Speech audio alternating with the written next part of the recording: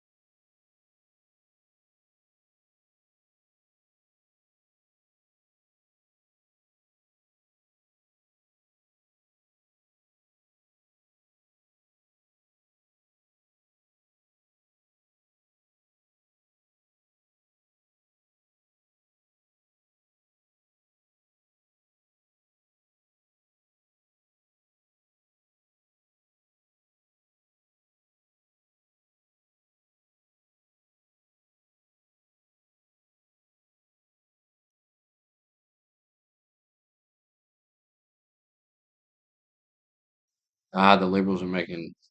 I don't need to make fun of them. They're guys. The Democratic Party's over. I know you all don't believe that, but my track record is fucking and very impressive. My predictions are very impressive. So I called the 2020. I've called so much that I'm telling you right now, there isn't really nothing to even talk about with the Democrats anymore. They're dead. It's done. Party's dead. Um, Running AOC is a massive mistake, and I think that's probably who they'll run. Nobody cares about they're crying. Nobody's paying any attention to it. Um, they're done. I mean, they're really done. This this 4 years is drastically different than that last four. The people got to realize that nobody cares about the Nazi stuff, the racist stuff. I'm bored with it. I mean, I'm bored with their crying. I'm just bored with it. I don't pay much attention to it. If I was you, I would just ignore them. Fuck them.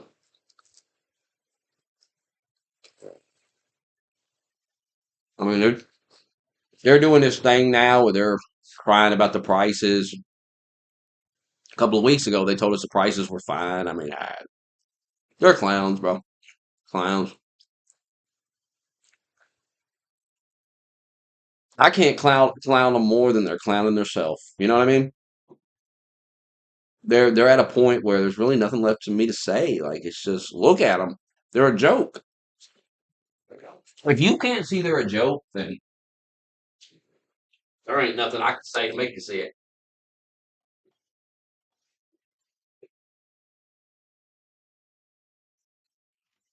Hard done, son.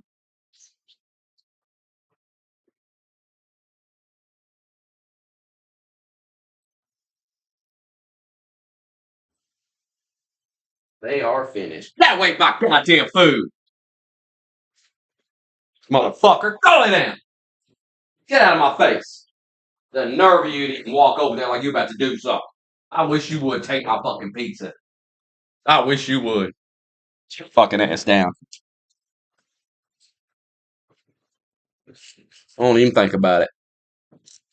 You thought you was gonna be slick, didn't you? You gonna walk over and take my shit. Fuck out of here.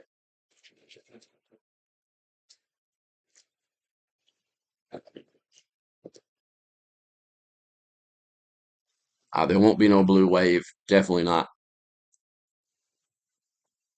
They've done absolutely nothing to earn a blue wave. They've done nothing.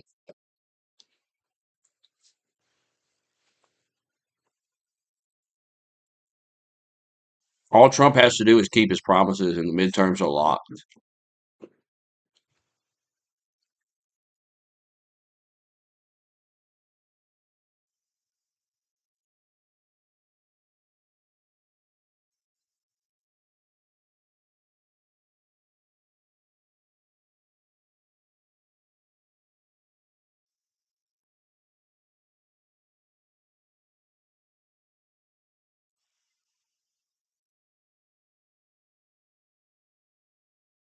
Oh, she's gonna slip over and get some.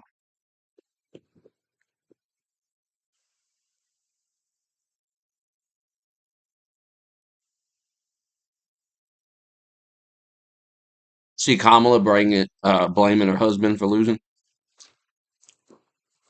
So fucking funny, dude. No accountability. I'm about to watch it right now.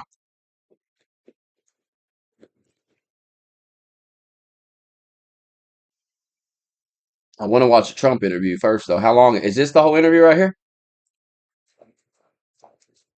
19 minute. Who got a link to this? Let's watch this. Then we're gonna watch Piers Morgan.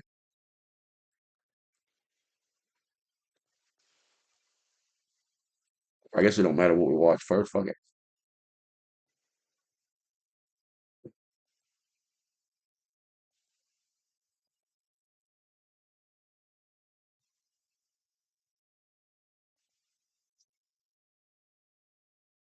I did see AOC making a fool of herself. She's a clown.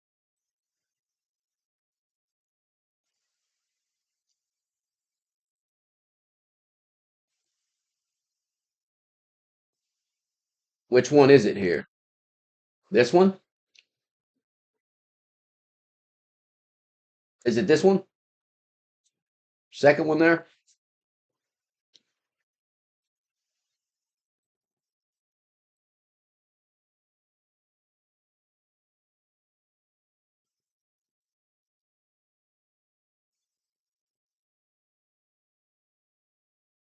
Oh, y'all can't see this. My bad. Shit.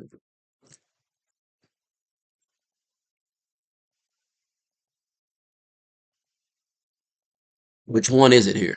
This one? Right here, this second one? That's Harry right there, right? Who said Harry was in it? I don't see him in these other ones, so that's gotta be it, right? Gotta be it. I was saved by God to make America great again. We will stand bravely, we will live proudly, and nothing will stand in our way because we are Americans. The future is ours, and our golden age has just begun. I think that was Donald Trump's single best speech ever. He's still the same gangster with neo-fascist sensibilities that he was before. It certainly wasn't particularly gracious. He gave us a shopping list of everything that he wants to get done. There's going to be up to 200 executive orders unleashed, right? I'm just genuinely curious which ones you have a big problem with. Would you contest the fact there is a crisis on the southern border? I definitely think that there's a problem at the border, but it's just interesting that Donald Trump is declaring a national emergency on this. When you have an allegiance to profit-making and greed, lo and behold, the spiritual decay becomes more manifest. Melania Trump, is she getting undercredited? I think she's going to bring elegance and decency back. That's in stark contrast to Jill Biden. She's the one really upset she's giving up power. Hush, Hobbit, for just a moment. Yeah, look at Dave Rubin doubling down on being wrong and lying. I thought you were retiring, Dave. Well, the first days of Donald Trump's second term will be remembered for MAGA shock therapy. After 75 days in waiting, the Trump team wants the message to be promises made, promises kept, and delivered at warp speed. A reprieve for TikTok, pardons for January 6th rioters, the abolition of DEI and gender ideology across the federal government, a national emergency declaration at the US-Mexico border, and rapid moves to clamp down on illegal immigrants, including an end to birthright citizenship. As the 45th president becomes the 47th, what are America's hopes and fears for Trump's first 100 days? To debate this, I'm joined by the host of The Rubin Report and author of Don't Burn This Country, Surviving and Thriving in Our Woke Dystopia, Dave Rubin, the co-host of Verdict with Ted Cruz, Ben Ferguson, the TikTok influencer Harry Sisson, whose job has just been saved by Donald Trump, philosopher and former independent presidential candidate Dr. Cornel West. Well, welcome to all of you, a stellar panel, I'm delighted to say. Dave Rubin, let me start with you. Watching Donald Trump's inaugural address there, two things struck me. One, it was about half as long as his first one. Very disciplined, very focused, hit all what he would call his greatest hits from his rallies. It looked to me like a guy who understands what he has to do second time round is absolutely deliver on promise. And if he does, his legacy could be extremely good. I also got a sense of somebody who genuinely believes it when he says he feels like he's got another chance. after the assassination attempt. That bit of humanity in the speech was something he said to me a week after he got shot, that he just feels there was a reason why he got spared, and that he thinks it's to make America great again, and that's his great calling and purpose. What did you feel about those two things? Yeah, I think that's quite a good analysis. And Piers, I think that was Donald Trump's single best speech ever. We have all heard dozens, if not hundreds of them. That was the most focused, on-point speech. And he really did two things there. It obviously was about the resilience and the resurgence of America and laying out this golden age that I really do think is a coming. And I think there's going to be change, and change really, really fast, and just returning to a lot of the sanity that we have forgotten about. I mean, just for a president to have to get up there and say men are men and women are women is kind of crazy, but that's how close to the precipice of insanity we got. But also fixing things at the border and foreign policy and economically and et cetera. But the other part that I really like, because it was necessary, was that much of the speech was directed completely at the people who were behind his left shoulder. Yeah. And I'm talking about, obviously, Joe Biden and Kamala Harris and the other former presidents and some of those people, because he basically said, you guys almost handed the keys to the kingdom away. You almost ruined the most precious, beautiful system of governance in the history of the world. And I think it was important to say that this wasn't a speech of retribution, but it was important to acknowledge these guys have messed up an awful lot, and their day is over. A new day is here, and Donald Trump is going to be a president for the people. And I also agree with what you said about his newfound, if you want to call it faith, that's just fine. But I think he is on a mission right now, and it's very exciting. I can tell you, being here in D.C. right now, there are smiles on virtually every face in this city right now. Believe it or not, here in D.C. Well, there's no smile on Cornel West's face. Cornel, it's a golden age. The future is coming. America's been trampled into the ground by the Democrats, but the savior is here, and all is going to be great. Do you share that optimism? Well, I'm a prisoner of hope, but for those of us who are committed to some deep conception of truth and love and justice, especially for poor and working people, not just here, but around the world, Africa, Gaza, Haiti. Legacy of Martin Luther King Jr. is one of what? Unarmed truth. Donald Trump, he's my brother. I'm a Christian, but he promotes armed lies and unconditional hubris. Where was the focus on poor people? Where was the acknowledgement of the genocide? Where was the acknowledgement of working people, 62% living paycheck to paycheck? But he says prosperity, yes, we want prosperity. Will it be fairly distributed? We had the oligarchs sitting right next to him. They're speaking into his ear, and Martin Luther King Jr. says, wait a minute, when I died, I was dealing with oligarchs. When I died, I was dealing with increasing deregulated markets that makes it different for working people to gain access to fair wages. So it's a sad day for me, but I smile anyway because I believe in the possibility of human beings. And as a Christian, I pray for Trump, I pray for his family, but I also recognize that he's still the same gangster with neo-fascist sensibilities that he was before, and I'm going to fight him. I love my enemies, but I'll be fighting him every fiber of my being. Would you say that it's the behavior of a gangster, Cornel, to give preemptive pardons to all your family and your mates? And bingo. I mean, that's what gangsters do. And how does that sit with your very powerful homily about?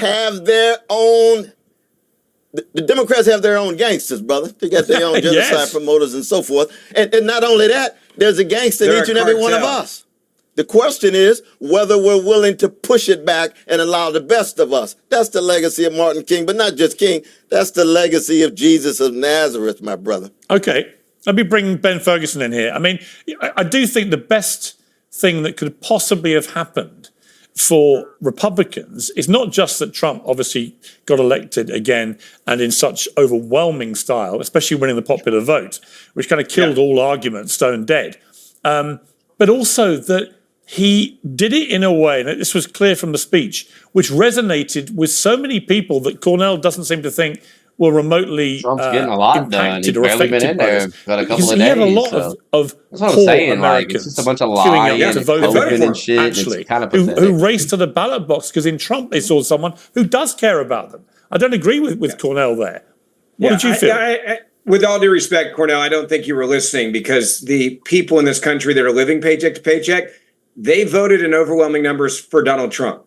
Those that were concerned about their kids' future, and every time they pull up to a gas pump, they were having a hard time figuring out how they're going to choose between filling up a full tank or getting a full basket of groceries. They voted for Donald Trump. This election was proof that the American people were left behind by Joe Biden and the Biden crime family, and those that he was going to have to pardon. They cared more about going after their political opponents than they did about the American people that were suffering. And if you listen to what Donald Trump said, he was clearly speaking to those living paycheck to paycheck. And he clearly was saying, I understand that there's these people that try to destroy me and ruin my life, but that's not why I'm here. God spared my life to come back in and to say, I am going to be your spokesperson.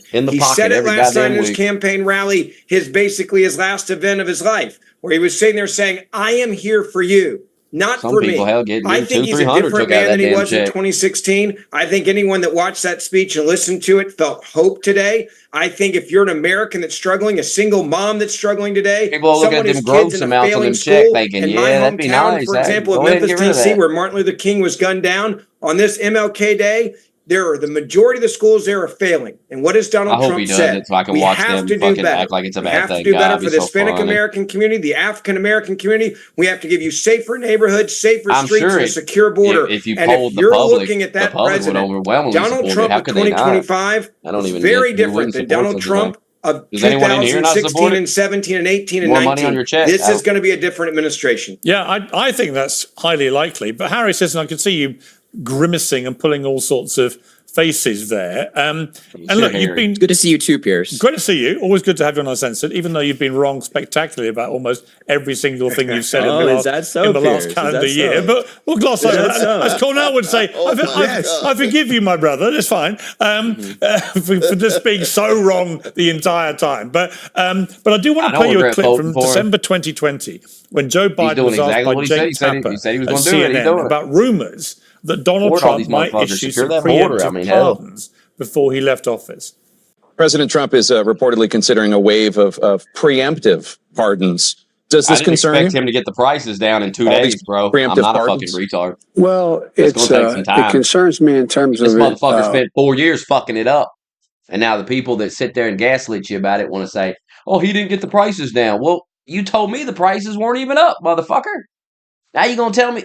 I mean, get the fuck out of my face with that faggot shit. These people are dorks. What kind of precedent it sets and how the rest of the world looks at us as a nation brave enough to come in here so I can argue with them and listen to their injustice. You're not going to see they're so scared to debate, man. They're so defeated. That kind of approach to pardons. Remember when they used to want to argue every fucking going to see in our administration they wanted the approach to making policy by tweets. No. It's just going to be a totally different way in which we approach the justice system. Harry, here's your chance to redeem yourself by just conceding that when Joe Biden said that, he was telling an absolute blatant lie, because he's now done preemptive pardons for just about anybody he can think of. Do you accept that your main weapon against Trump has always been his alleged lack of veracity, as you put it? Do you accept now that that's gone? Because actually, Biden himself just told endless... Cornell Rest has enough sense to go, yeah, Biden shouldn't have done that. He's a gangster. Correct answer. Why throw your credibility under the bus for Joe Biden? Fuck him. Just say, yeah, that was fucked up thing to do. I don't agree with it. And then Piers has nothing to say, and everybody goes, oh, okay. And he seems kind of reasonable, right? He gains a little bit of credibility for himself. Slight little bit of it for himself. Harry is about to make a fool of himself. And you're going to see the contrast between Cornell, who just said, yeah, you're right. Because he is. If Trump would have did that, it'd all be having a nervous breakdown. If Trump pardoned his children and shit, they'd have a nervous breakdown. Harry is about to do, as Ben C would call it, mental gymnastics. Ben C, you're about to see actual mental gymnastics. Talkies about stuff like preemptive pardons. It's interesting, Piers, that you're arguing. Let me guess. Harry's going to say something like, Well, Trump has said he's going to go after his political opponent, so this is not admitting guilt. This is just a way to protect from Trump's abuse of power. Of course, he has nothing to say about the abuse of power Democrats did for the last 4 years, abusing the justice system to go after Trump and all that other shit they did. For the view that somebody's opinion on something can't change if circumstances change. So when President Biden made that claim, there was no threat toward Donald Trump. Oh, you don't say. You can change your opinion when circumstances change. Oh, really? Crazy. For his family. And look at these guys, these losers laughing over here. But with Donald Trump appointing Kash Patel to the FBI, who said he wants to go, excuse me, be quiet. Wanting to appoint Kash Patel to the FBI, who said he wants to go after his political opponents. Donald Trump, who said he wants to appoint a special counsel to go after Biden's family. Kash Patel has a list of people that he wants to go after and prosecute. So you're asking me, wait, why did Biden do this? Why did he pardon his family? Maybe because the Trump DOJ and Trump's administration. All right. Well, before Trump lost the 2020 election, you motherfuckers was all over social media and the TV saying that you wanted Democrats to do investigations. Matter of fact, you were doing investigations during the presidency. You were going after Trump non-fucking stop, trying to find crimes and shit like that. Now you're sitting there going, well, Trump says he's going to do the same thing back to them, and we got to protect ourselves and shit. But if Trump would have pardoned himself or some shit like that, oh my God. See, that's the thing about these people. Everybody knows. I don't even got to say this because everybody already knows. Everybody already knows how they'd act. And so when they start yapping, talking that shit, people just roll their fucking eyes. Because I don't want to hear it from this motherfucker. This motherfucker's a clown. Nobody needs it explained to them anymore. You understand? You used to have to explain this shit to people. Now you don't have to explain it. Everyone has seen it with their own eyes now. They've seen how these people acted. I told you voting for it. This is what I meant. God, I wish I could find that stream. Somebody found it. Somebody found a stream, but it's not the correct one. There's one I did after the 2020 election. I broke all this shit down. And I remember motherfuckers in there arguing with me. Saying I was coping, all this shit. Parr was in there. I broke all this down because you had Biden come in and he's so terrible. And of course he was going to be terrible. Come on, man. It's going to be so terrible, and they're going to have to shield and gaslight and lie, which is what they do. And by the time we get through the 4 years, people are just going to be like, what the fuck? So many people's eyes are going to be opened by this. And here we are. This is why after they shot him, every day I said he's going to win. And I was confident because there's no reason not to be. It was already an uphill battle because Joe Biden was so bad. But I was like, well, people hate Trump. They must hate Trump, But I even said many times, do the people hate Trump enough to deal with 4 more years of this shit? And we find out, no. People like to say it was the assassination attempt, and I'm sure that did gain some votes, but I think a lot of people was done with this shit way before that. And Trump was the only choice they had, and it was either Trump or Kamala fucking Harris, who comes off worse than Joe Biden. You even have less confidence in her than Joe Biden, even though she's mentally better than Biden because her brain ain't deteriorating and shit. But I'd have no faith in her being the president. What the fuck? Hell nah. She was a DEI hire. Biden said he only picked her because she's black. Remember, he said it needs to be a black woman. Has to be a black woman. So that's why they selected her. They didn't want her ass. Obama didn't want her to be the fucking nominee. None of that bullshit. Is promising to come after them. I'm perfectly fine with Joe Biden doing that, given the unjust attacks that they've suffered for the past 4 years as the Biden family. And I also. So Trump can't do investigations of these people, but they can investigate him 24 fucking 7. See, your average person, it's not going to buy this shit. If it's fair for them to do to Trump, then Trump should be able to do it back to them. What's the big fucking deal? Aren't they innocent? They didn't do nothing right. We're not going to find anything right. Why would you pardon Dr. Fauci? Because Dr. Fauci's done some shit he shouldn't have done. These motherfuckers committed some serious crimes. And it's probably going to come out. because these people are going to be taking over the FBI, taking over the FDA, and all these different things, and they're going to be looking into what's been going on there. They're going to be going through documents and shit. They're going to find some shit. And so they just went ahead and said, fuck it, let them find it, just pardon them, fuck it. Just give them a pardon. And now Harry going to act like, well, it's because of this and that. No, go fuck yourself. Trump didn't pardon himself. He didn't pardon his family. He went through all your investigations and he beat every single one of them. Why couldn't Biden do that? Why couldn't Fauci do that? Why couldn't any of these people do that? Why they got to get a pardon? Also just want to finish with one thing. I don't know why losers like Dave Rubin are up here, because 4 years ago he said if Biden serves a full term, he'll retire. So I wonder why Dave Rubin hasn't retired yet when he said 4 years ago he'd do so if Biden served a full term. So go along, David, and hush, get out of here. Hush, Hobbit, for just a moment. Yeah. Look at Dave Rubin doubling down on being wrong and lying. I thought you were retiring, Dave. What happened? I said that in 2019 to illustrate the point back in 2019 that everyone knew but mainstream media was hiding, which was that he was mentally compromised 5 years ago. So you lied. He has not. Thank you for admitting that you lied about retiring. I'm glad. If you think he's really been president or making the decisions, Harry, you've been wrong about everything. It's not even worth addressing you. But let me, if I can make a point about the oligarch. Talking to liars like you who say you're going to retire and then you don't. All right.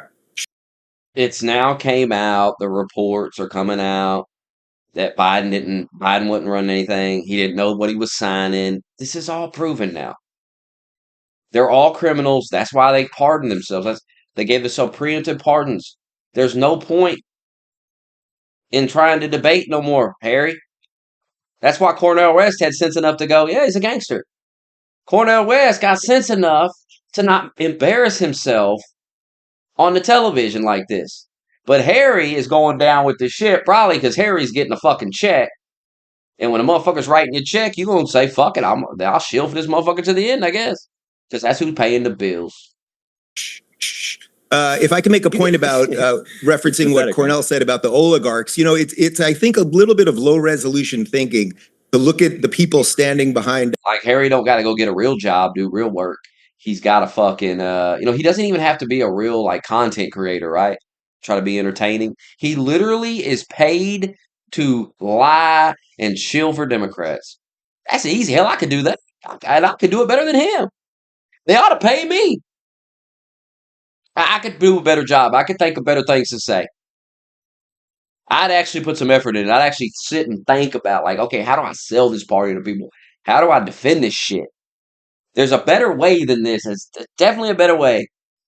Donald Trump and say, oh, they're oligarchs. These are job creators. Elon Musk and Jeff Bezos and some of those other people, and now bringing Zuckerberg in, and all of these people, whether you like them or not, whether you think everything they've done is good or not or anything else, these are innovators. These are people who have revolutionized industries and will continue to do so. They've created more jobs than any of us have or any of us all combined. So I don't think that just saying, oh, but there's these rich, successful people up there, it's not inherently bad. It's actually quite good because now they are going to help Donald Trump unleash the American economy. Well, yeah, and also, look, I mean, in relation to someone like, hang on, Harry. I mean, Harry, look, in relation to someone like Elon Harry, Musk. grow up. Well, Harry, in relation to someone like, Russian funding was keeping Dave afloat for a while. Harry, time out. Don't get personal. Yeah, also not true. But when you talk about someone like, it's not even personal fears, it's just fact. Harry, I am actually trying to moderate a debate here. When Elon Musk, for example, if you take him, I mean, I couldn't think of a more classic American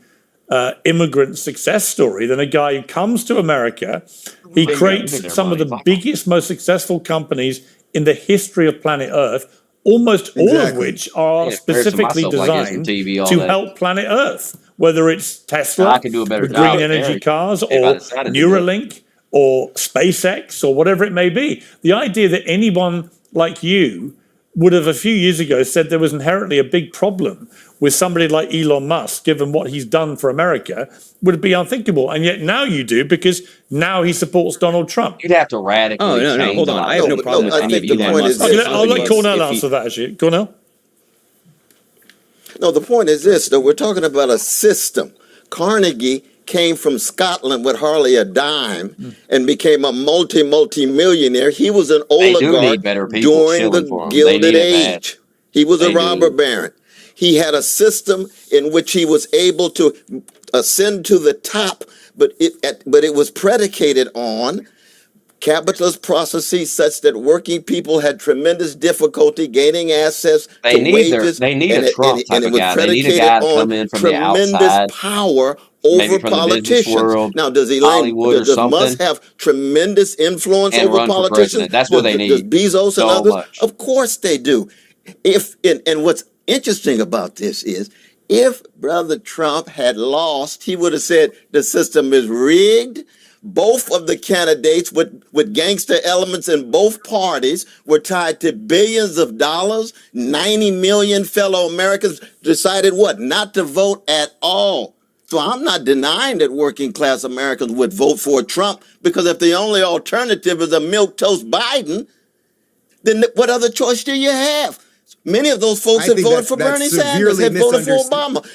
The system itself is so corrupt. That's what we have to come to terms with. Dave? I think people are so over this type of thing. See, Cornel West is older. He's just better at this, and Harry is just terrible. It's smart to put them side by side on this panel, so you can see the difference. You can see someone that's kind of good at it, kind of has enough sense to just.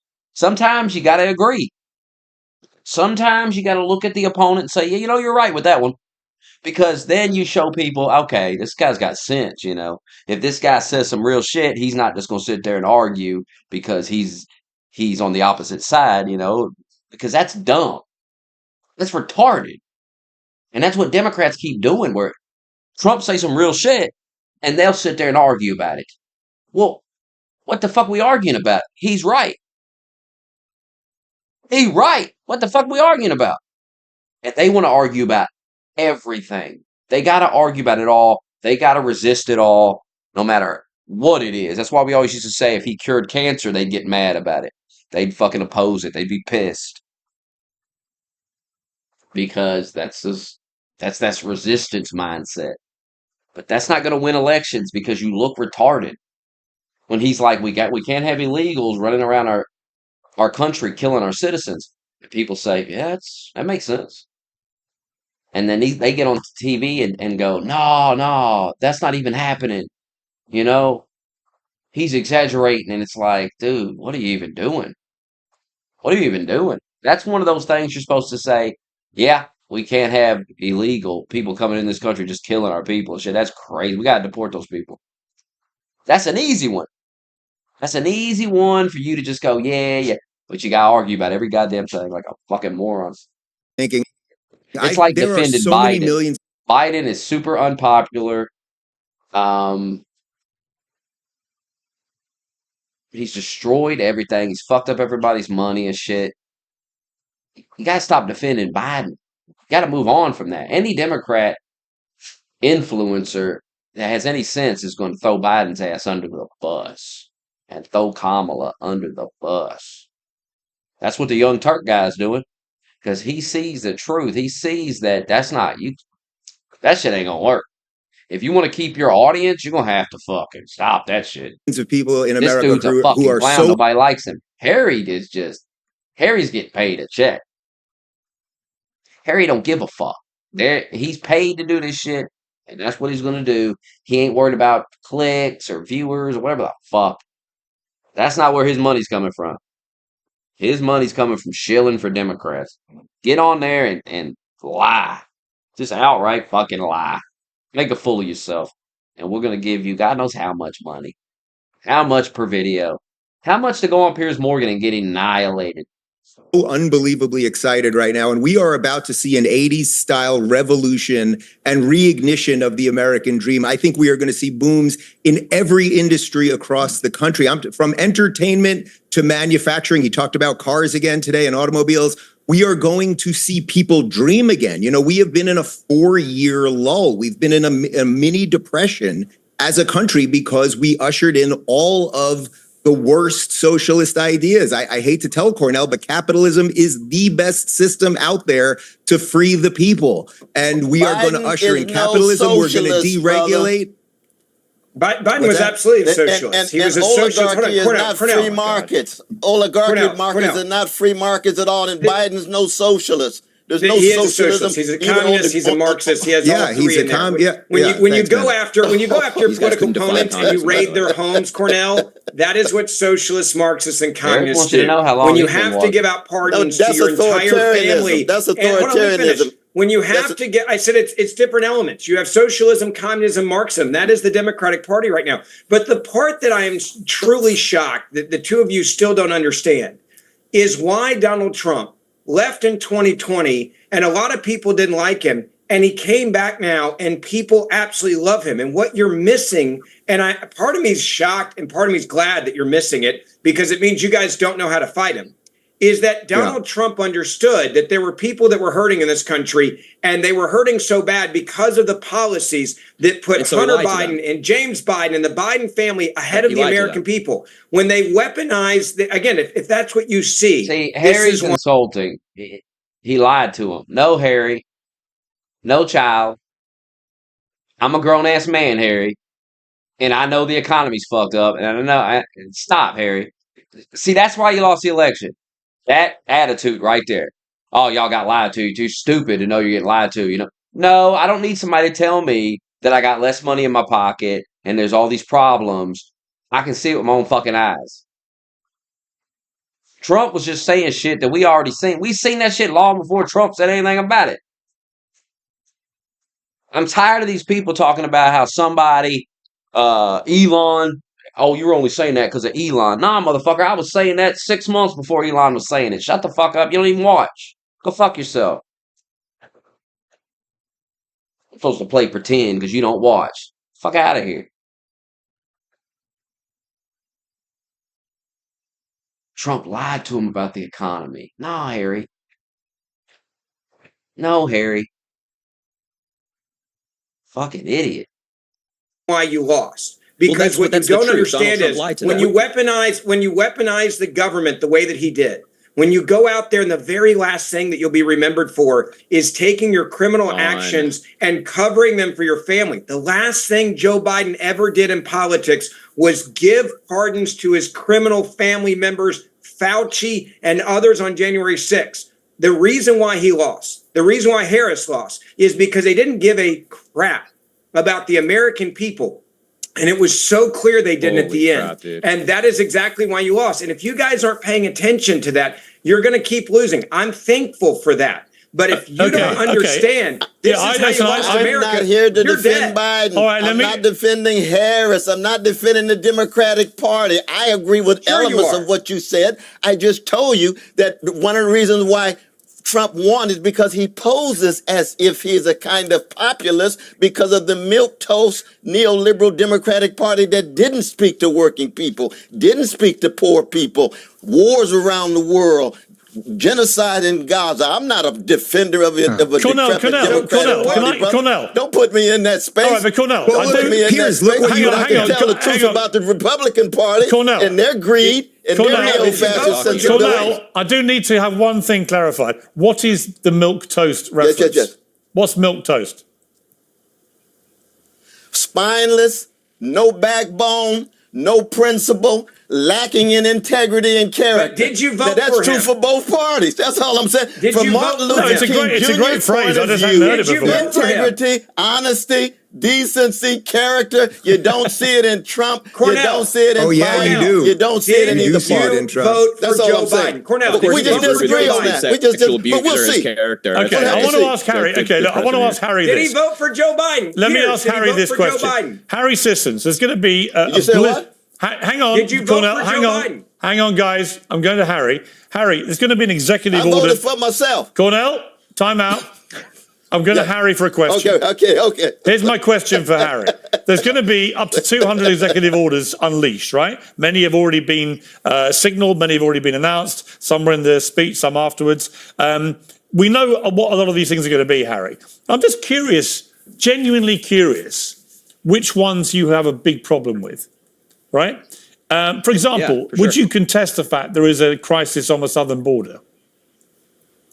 No, I definitely think that there's a problem at the border, but it's just interesting that Donald Trump is declaring a national emergency on this, given the fact that the numbers right now at the border are similar or even lower than they were under Donald Trump's administration. Well, the reason he's done that is because nearly 10 million. Well, hang on, Harry. The reason is that nearly 10 million illegal immigrants got into America on the southern border in the last 4 years. That's an emergency. Actually, that's not true. The majority of people who have come in recent years have come in through asylum, meaning that they are legal. This guy, you can keep saying yes, it is all you want. You just don't know what you're talking about. The majority of people who come in have come in through asylum, meaning that they're legal immigrants. So how many illegal immigrants came in? System? Can you just special numbers that you 10 million motherfuckers need asylum?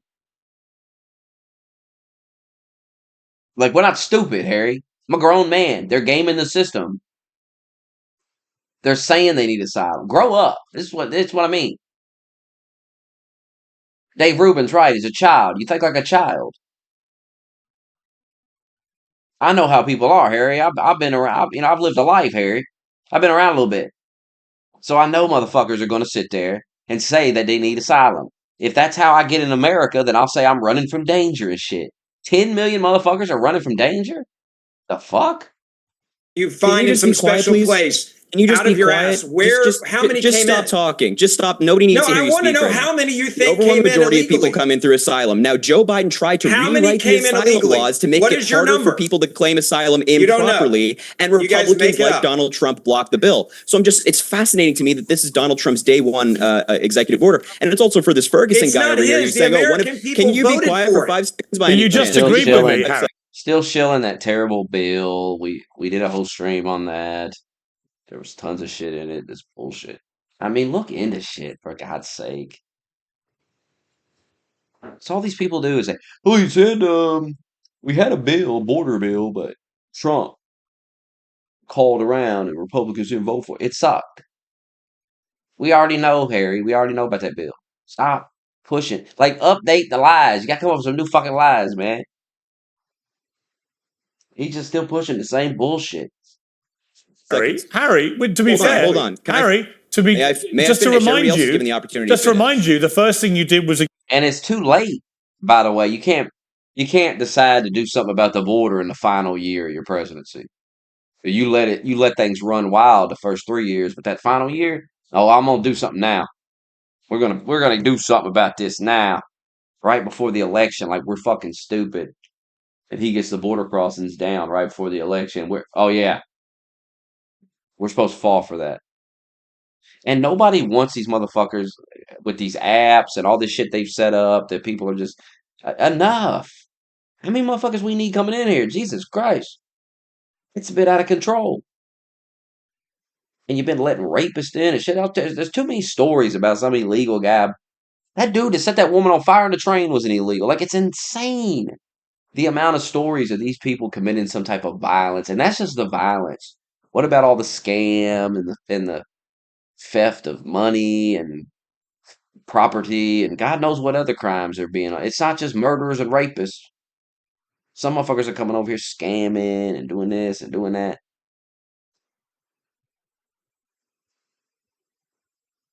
That's why it's best to have to know who's coming here, and like you vet them and you kind of figure out who the fuck they are before you just let them come in. They just sign up to an app, and then hell, Biden flew that one dude in that bashed that girl's head in with a rock. He flew that motherfucker into the town. Taxpayers paid for his flight into the town. It's insane. And he was some gang member. Fucking nuts.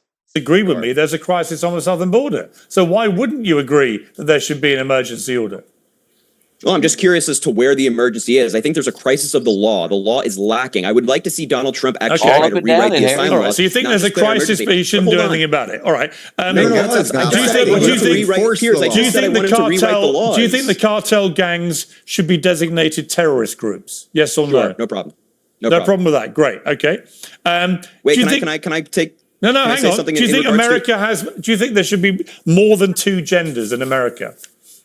Yeah, I don't know what that executive order means. I don't know what the president declared. It means there are 2 genders, male and female. Do you disagree with that? How many genders are there, Harry? Yeah, come on, little guy. How many genders are there? Again, these guys don't know what they're talking about, so they won't be able to answer. How many genders are there? How many genders are there, Harry? How many genders are there? What's the legal... I'm gonna use Joe Biden's answers. At least two. That satisfies. Well, how many more are there than male, female? That's a TikTok answer. No, there's at least two. Yeah. There's at least two. Well, no, hang on. There's male and female. Is like human brain Donald rot. Trump says there's male and female. There are two. Okay, Dave. How Russian many Rubin, more come are on there now. after male and female, Harry? There's at least two. Now, anyway, let me get back to What what I would was you saying. at least How many two? more are there? What are the other ones? There's at least two. What are the other two. ones? Harry, let's try it this way. You're a female. What is the other gender? It's so funny. It's so funny how these conservatives just get time to lie on this show, but when I'm speaking, they all interrupt and there's no problem. Question. You've just been asked a very simple I'm trying to question, have a Harry. conversation with How Piers, many not you, genders there Mr. are? Combe over. Relax for me. Harry, Take a you breather. simply Thank got you so asked much. if there are at least two genders, how many more Wait, are Piers, there than male and female? Piers, you asked me about Donald Trump's executive order. I'm trying to explain how legally it makes absolutely no sense and it's going to get sued in court. Then we go into culture wars with Dave Rubin and this Ferguson guy asking how many genders are there. No, I'm trying to answer your question. They're screaming their faces off. It doesn't fucking matter. I'm asking you. Oh God, this child. And Piers, I've I'm given you asking you, Harry, Piers, how many and genders I'm are answering there? your question. Harry, Piers, I've answered your question. Harry, how There many at genders are least there? Two. There are at least two. Two or at least Are there two? 100? Hang on, Are there Ben. 100? Hang on, Ben. I've got More this. or less than 100? Can I answer the question? Yes, for Cornell. Brother Harry? Answer the question. Can I answer the question Yes. for Brother Harry? Because Seven? Brother Harry trying to Yes, hold help on. him out, Cornell. That according to Shakespeare, all of us are androgynous. There are men and there are women. There are different sides of human beings, all made in the image of a God that has a dignity and a sanctity. And if you're going to try to start demonizing precious trans folk, then I'm going to be fighting. But it's not. But okay, Cornell, I agree with them. I agree with them. I agree. Don't this demonize is all trans the left folks, but there has is an left. executive It's really order I take I've got to extraordinary. say, the torturous No, that's not all the answers- left has left. We got a whole I lot think when more you're waiting for reduced you, to Brother quoting Rubin. You Shakespeare, just watch. Cornell, when you're reduced to class, quoting on Shakespeare Empire, about gender. but it's going to be humanistic across Look the at this board. cult member out there with so tired many of you MAGA all hats. Take them off your demonizing the head, weak. buddy. It's weird. I'm Take just them off showing your why head. we won, bro. 'cause Nobody's you can't even answer demonizing the the weak. question how I'm many for genders there girls are. playing girls in Winning girls at the sports. moment doesn't mean I that mean, you're right. you run accounts on the internet, and all you do is shill for Joe Biden and suck his cock and lie for him, and then you got the nerve to say something about a guy having a couple of MAGA hats. Like, oh, there's something weird about this guy. If there's something weird about having a couple of MAGA hats, well, there's certainly something weird about having a fucking Twitter account dedicated to sucking Joe Biden's cock every day and telling lies for him and shilling for Democrats. There's definitely something weird about that. Does Harry have a Biden hat?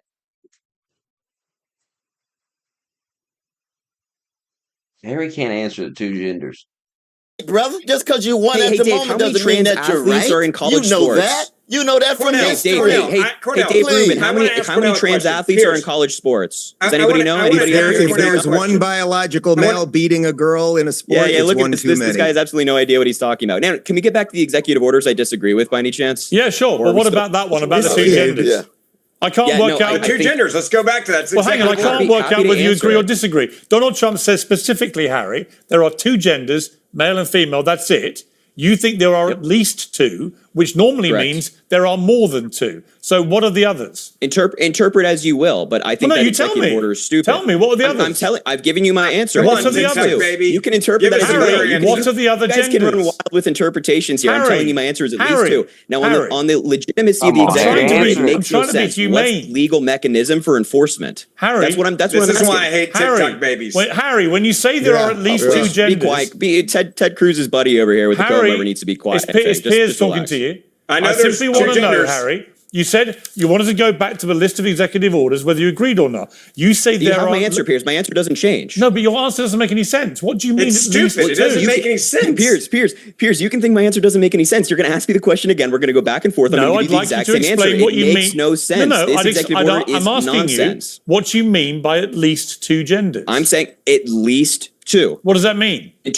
At least there are. What do you? What's the? I'm not sure what you're confused about. Does that mean there are more than two, or there are two? There's at a minimum two. This is exactly why the Democrats on these issues got themselves into so much difficulty. You guys are such because they losers. literally cannot explain what they're talking about. Trump is a convicted felon. Don't talk to Piers. All right, I want Dave Rubin to respond. Dave Rubin, this to me is exactly why the Democrats lost the plot. They can't even explain what they mean when they say this crap. Look, Harry perfectly exemplifies everything wrong with the modern left and the Democrat Party. He can't tell you how many genders there are, and then all he can do is hurl insults. That's exactly what the Democrats and the Weren't you media just calling me a machine child has earlier? done. For you are a child. Is the That's not an hypocrisy insult. not You're a child. astounding? How old are you? Is 12? the hypocrisy not Anyway, astounding? listen, Do you feel no shame when you say something like that? Is the hypocrisy not absolutely astounding, Dave? Be quiet. Get a job, kid. Listen. But Harry started insulting him right out of the gate. He started taking shots at him right out of the gate.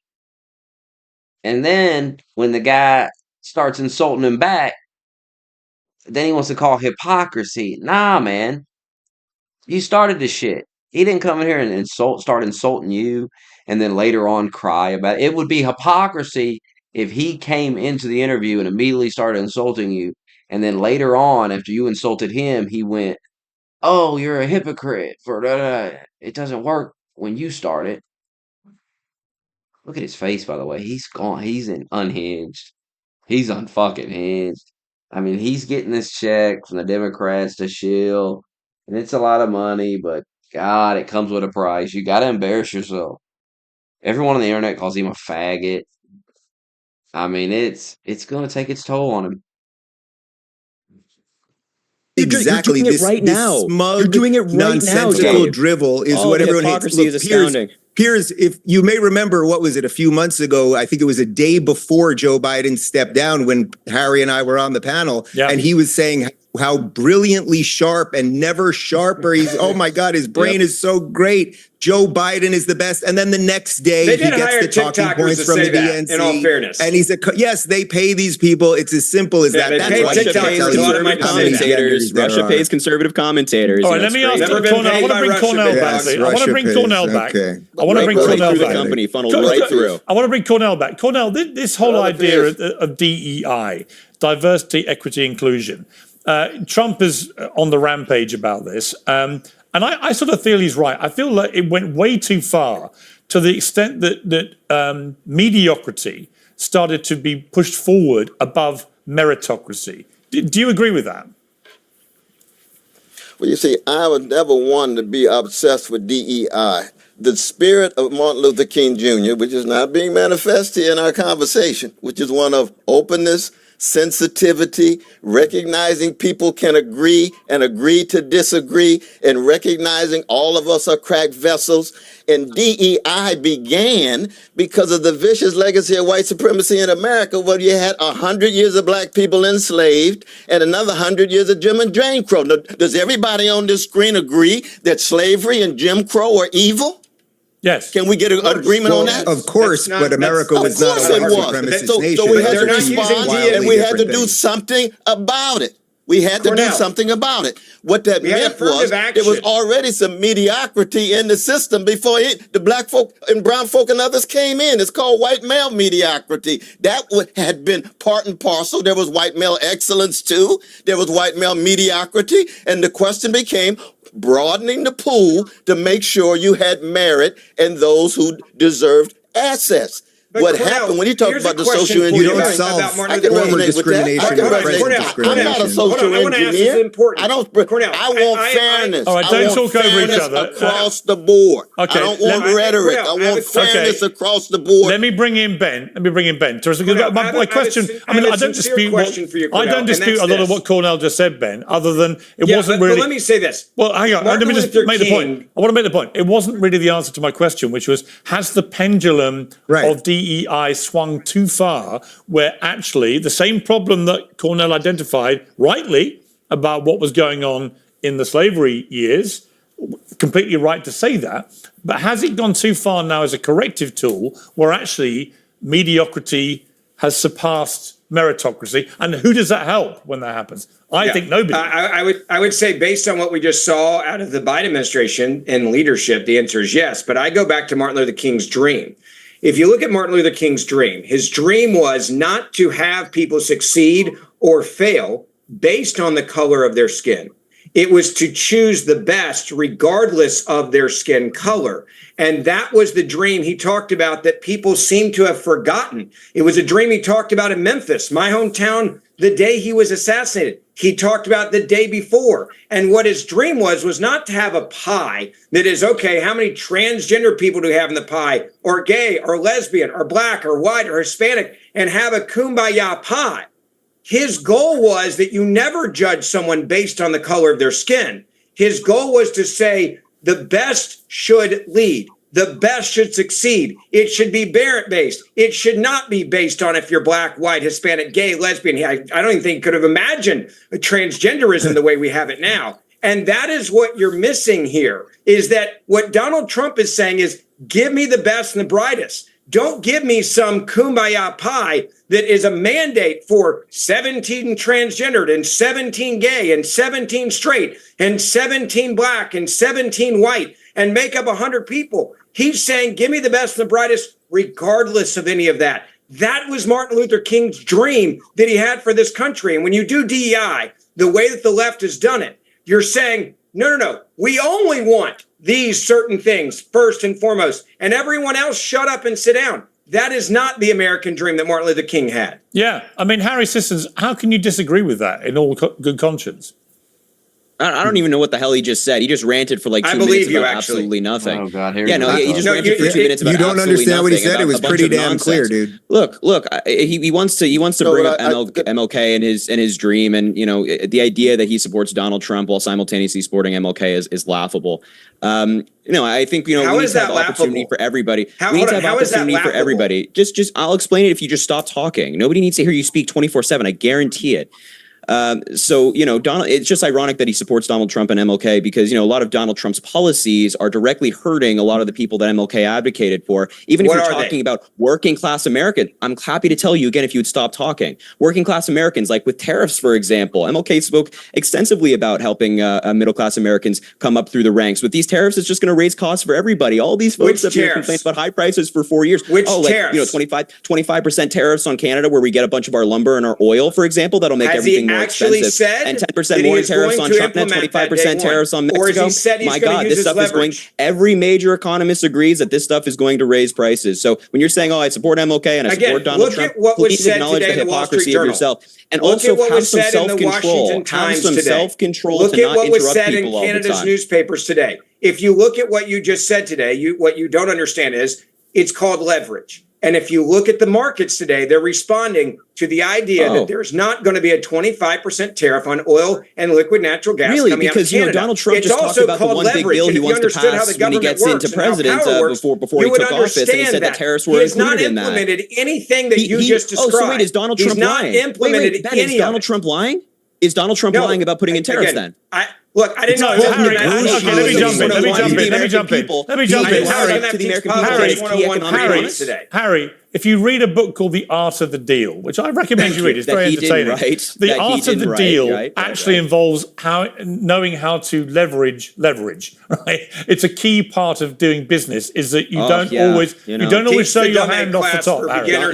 Anyway, look, there's a bit too much bro energy raging. We're going to have a little break for the bros for a couple of minutes. We're going to bring in Emily Maitlis from the Newscasters podcast, because the president's relationship with the traditional media, the enemy of the people, as he sometimes puts it, already appears to be changing. Major networks are notably shifting from dictator to diplomacy. Emily, I suspect, might not be so easily won over, and joins me now. We've got a clip of her here talking about Trump. When Donald Trump talked about the eating cats and dogs, half of America was just thinking, this is bad. I can't believe what he's saying. This is going to be the end of him. Stop swearing. I'm so sorry. So, Emily, you're in DC. What I've been really struck by with Trump's win this time, and I felt it for a while, is the complete lack of the same resistance that existed 8 years ago. No great marches, no great protests. The media, much more supine, much more respectful now to the reality, and so on, which I suspect in turn will bring the best out of Trump, not the worst, because he's by nature a pugilist. But how do you feel about it? Are you sensing that as well? Yeah, I am. Completely. And Washington feels very odd this time, partly obviously because the whole ceremony moved indoors, the rotunda, the streets are really empty, the mall was completely empty, and I guess a lot of people who'd kind of come to see him because of the cold just stayed indoors. There was a protest last night, but it wasn't huge, and I remember the morning after Inauguration Day, was a Saturday, and the Women's March basically took over the whole of DC, and we reckon there must have been 1 million people on the streets then. I don't think we're going to see that again. And partly I think it's just a fact of novelty. You know, we're sort of all feeling the same muscle memory, maybe of 8 years ago, but you don't have George Bush, you know, standing there saying, what is all this, you know, batshit talk, because we're slightly more used to it. We know what Trump looks and sounds like. We know what he wants to do. And the American Carnage speech, even of 8 years ago, I thought was pretty much echoed today. I mean, I didn't find it any more moving or any less moving. It certainly wasn't particularly gracious, but it kind of did what it said. You know, he gave us a shopping list of everything that he wants to get done. And I think we're just more used to it now. So maybe that's why. I mean, maybe that's why people are kind of not pushing back. Maybe it's also because the win this time was so broad. You know, it wasn't insoluble in the sense that I don't think the Democrats could reverse it in 4 years' time. But it was broad. It was both houses. It was the popular vote, something that, you know, Trump took time out in his inaugural speech to tell us. And I think that is a real source of pride for him, that nobody can start sort of digging into that and saying, well, he didn't win this or he didn't win that. And I think there is more acceptance maybe because of that. Yeah, I mean, I also think that it's really interesting to see all the people as part of his broligarchy. If you look at people like Elon Musk, RFK Jr., Tulsi Gabbard, Joe Rogan, all these people, they were all on the other side. You know, they've all decamped to Trump. And if you look at Zuckerberg and Bezos and these guys whose own platforms, you know, certainly in Zuckerberg's case, were unashamedly in opposition to Trump, now performing these screeching U-turns. There's been a real, as Trump would call it, a movement to him, but there's been a movement away from Democrats. And I think it's partly policy, no question, but I think also this whole cultural aspect to it, the sort of cultural revolution of DEI, wokeism, all these things. I think this has been a repudiation of much of that actually a lot of Americans went, we're just done with it. Sorry. We're done with all this. And that's why the Trump commercial, which ended with Kamala's for they, them, Donald Trump's for you, was so effective. What do you think? I think it's about expediency, first and foremost, and I think it's about fear. If the incoming president is threatening to put you in jail and you'd kind of like to avoid that and you'd like to stop your company going under and you'd like to stop Elon Musk getting all the limelight, then you kind of do whatever you need to do. And I interviewed Mark Zuckerberg of then Facebook about a decade ago, you know, when Facebook was just starting up, and he doesn't seem like a politically engaged guy, particularly. You know, his idea of Facebook was just running with your friends, sharing recipes with your friends, hooking up with your friends. I don't think he was thinking ever in terms of being a publisher.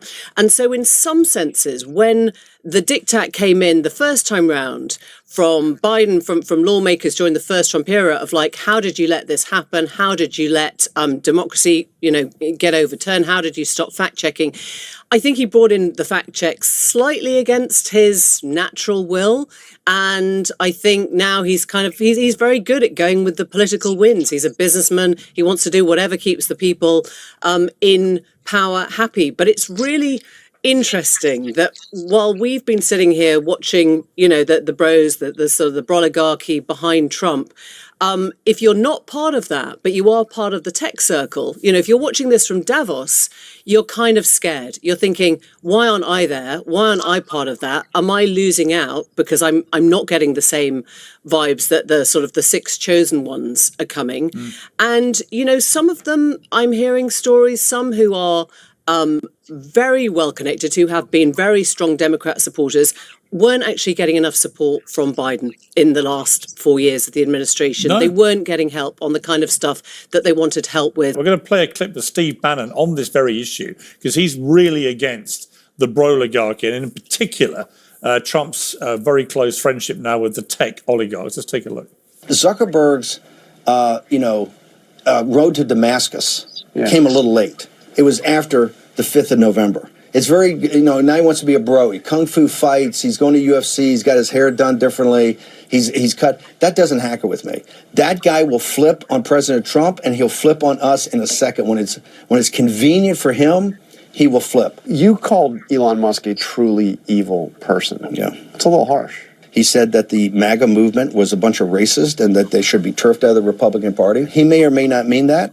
But to me, there has to be an accounting for that. Dave Rubin, I mean, there is a real sort of split here, isn't there, fucking, between diehard MAGA like Steve Bannon and those on the Republican side prepared to just accept this for what it is, that actually the more people who run great big social media platforms who come to the Republican side, the better. Where do you sit with this?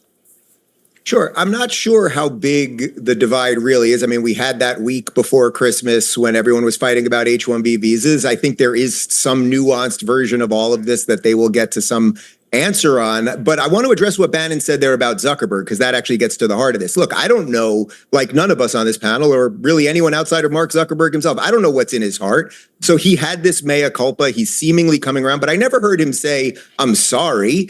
So I do agree. Had the election gone the other way, would he be doing this? Probably not. But that also gives you opportunity. And this is what Donald Trump is a master of. Donald Trump is a master of taking people who used to not like him or who he didn't like, seeing the winds change and then bringing them in. So because the culture has changed and because Donald Trump is now president, if that enables Mark Zuckerberg to respect the First Amendment and free speech more honorably than he did under the previous administration, that would be great. At the same time, I would also say that I would love to hear Mark Zuckerberg. He went on Rogan and he said that the government was calling Facebook and berating them to take down posts. Yeah. Well, how about at least tell us who from the government did that? Could we at least know their names? That would be pretty good. So I think there's more he can do. And I would, again, I'm as suspect as Bannon is when it comes to Zuckerberg. But all of these guys being up there, whether it's Musk, who was a Democrat his entire life, or it's Bezos, who owns the freaking Washington Post, or it's Zuckerberg or any of these guys, he's bringing together the people who are literally leading the AI tech revolution that whether you like it or not is happening. Yeah. So it's going to happen. And I would rather be on the side of bringing more people in and dealing with these things transparently. Let's not forget the whole H-1B visa thing. The fight happened transparently. It didn't happen the way they got rid of Biden behind closed doors. It all happened on Twitter where you could see the fight. That's America actually at its best. That's what the battle of ideas is all about. Piers, this goes back to when Donald Trump met with leaders that people said you couldn't meet with. Sorry, hang on, Ben. Cornell? Sorry? My last word is this. Yes. That the splits are going to increase because when you have an allegiance to profit making and greed and not to public interest and common good, and when you don't have the right integrity, honesty, and decency, lo and behold, the spiritual decay, it becomes more manifest. But we just have to keep fighting and keep trying to tell the truth. And Martin said, truth crushed earth will rise again. Dr. Cornell West, always great to have you on our Sensor. Thank you very much. Thank you so much, my brother. Ben, back to you. I want to go back to one of the reasons why I think he's brought in these guys. This is Donald Trump's policy. He went and met with leaders that people said you don't even talk to. You have zero dialogue with. He was willing to pick up the phone and talk to anyone. North Korea didn't matter. He would talk to them. And if you look at what Zuckerberg did, for example, this is a guy that spent hundreds of millions of dollars in Zuck bucks to influence the election. The idea, as your guest said earlier, that he's not really a political guy is insane. He spent more money than anyone else on the Democratic side in the last presidential election. So the idea that he's non-political is absurd. But what I think Donald Trump saw here was an opportunity to sit down with someone and say, let's have a dialogue. Let's talk about it. I also think what changed Musk and Zuckerberg possibly is the fact that even when they'd done what all they had done to help the Democratic Party, the Democratic Party still threatened them in their businesses. That's what Zuckerberg said during that podcast. He's like, dude, I limited all this stuff. I gave all this money, and they still cussed out my employees and tried to investigate every aspect of my company that I built. And when you do that, like they do in Russia and China and other countries, except this was happening under Biden and Harris, It makes Donald Trump look a lot more appealing to sit down and talk to and work with. And I think that's the art of the deal here from their perspective. Yeah, I mean, Harry, I want to talk to you specifically about TikTok because your biggest following is on TikTok. So until the weekend, you must have been sweating away because your whole power base on that platform was about to disappear. And then the Lone Ranger arrives to save the day, Donald Trump. Do you want to take this opportunity to thank President Trump for so far saving TikTok for you, therefore personally enriching you? Yeah, so I've said previously that if Donald Trump or anybody, any politician, saves TikTok and prevents it from a ban, I'll give them credit that they deserve. But I also think it's important to point out. Yeah, I mean, I'm not absolved of that. So do you want to say thank you, Donald, at this stage or not? Oh no, I wouldn't never thank a sexual abuser for anything. I don't think. Oh right, but I do want to point out when you say you give him credit, what do you mean? What credit? I do want hold on. Let me just give some context here, though. I do want to point out that Donald Trump did sign an executive order when he was president the first time to ban TikTok. So the reason that this conversation started was because of Donald Trump in 2022 and 2023. People like Charlie Kirk, and I'm sure maybe these folks over here that I don't know for sure, were advocating for the banning of TikTok. And now when Donald Trump gets some money from people who have stake in it and he sees an opportunity to become more popular with Gen Z, then he flips his position. Not what happened. Flip-flopper. So am I thankful that Donald wait Trump a minute, flipped Harry, his position? Harry, no problem. And I also want to point out that Harry Joe Biden tacitly admitting that TikTok is Chinese spyware? Are you admitting that it's owned by the Chinese government and that it's spying on Americans? I don't know how you could have gotten that from me saying that Donald Trump wanted to ban TikTok, but of course you draw conclusions that aren't there. You'd fail the LSAT in a second, Dave Rubin. Anyway, I also want to point out that Joe Biden laid the foundation for. Honestly. You know, Piers, it's remarkable that you let somebody who took Russian money on your show. Why would you let somebody who took Russian money on your show? It's disgraceful. It's disgraceful. It's disgraceful that people with Russian money funneling to their. Anyway, let me finish, Dave. Would you just be quiet, please? Thank you. Appreciate it. Thank you for being obedient. Unbearable. Joe Biden laid the foundation for TikTok to stay alive in the United States. He said that they won't enforce the law, that they're going to let the enforcement go to Donald Trump and his administration. So that laid the foundation. Is TikTok but Chinese we are only spyware? here because. Do you have evidence to suggest that it is, Dave? Yes, a hell of a lot of it. Yes. Oh, please. Yes. Lay it on. Lay it on. I know you make money from them, but hell yes. Lay it on us, guys. Why they won't let you have it on Lay it government on us, phones. guys. Lay it on us, guys. What's the evidence? Okay, What's let's the go evidence through it. that's been Let's made go by the through it. government? Harry, is Chinese TikTok different than American TikTok? Yes or no? Yeah, yes, it is. Oh, so I'm still waiting for all this think that evidence. I'm still waiting for all this evidence that you guys says is so present. And by the way, if it is okay, I'll give it to you. I'll give it to you. Listen carefully. Hold on, gentlemen. Wait, Ferguson. Let me finish this really quickly. Ferguson, let me finish this really quickly. No, I'll let you speak. I'll let you speak. You asked Ferguson, a question. let me finish. Let me finish, and then I'll let you speak. Asked. Ferguson, I'm done. Let me finish, and then I'll let you speak. If you guys are arguing that it's Chinese spyware, are you saying that Donald Trump is currently arguing for a spyware a mobile device? No, because this is where I'm going to teach you. I'm going to teach you politics here, so you understand. Of course, it's Chinese spyware, but not when Donald Trump advocates for it. I love the hypocrisy on this channel. I'm going to explain it to you. It's delicious up here. I think even Pierce over there is like, wow, this is not good. Don't talk over each other, God, please. shut up, dude, and I'll explain it to you. And I apologize to all the audience. Man. Harry, let Ben respond to you. Okay, I'm going to apologize to all of the audience right now that doesn't need this explanation because you're smart enough to understand it. Now, Harry, for you, what Donald Trump said when he wanted to ban it, what Donald Trump said when he wanted to ban it is that it was clearly Chinese spyware. And there's a reason why governments, cell phones and official government phones are not allowed to have this app on their phone. That's number one. Number two, what he did say was, I'm okay with TikTok as long it is divested from China. Now, let me explain what that means to you, because clearly you don't understand it. We they know don't want the Chinese government I'm in this field. to Trust be me, able I understand. to spy but on has TikTok everyone divested and yet, have Ben? all of their information and Has to put out TikTok divested propaganda yet? from the Chinese Communist Party. Has TikTok divested here's your yet, Ben? recap for you.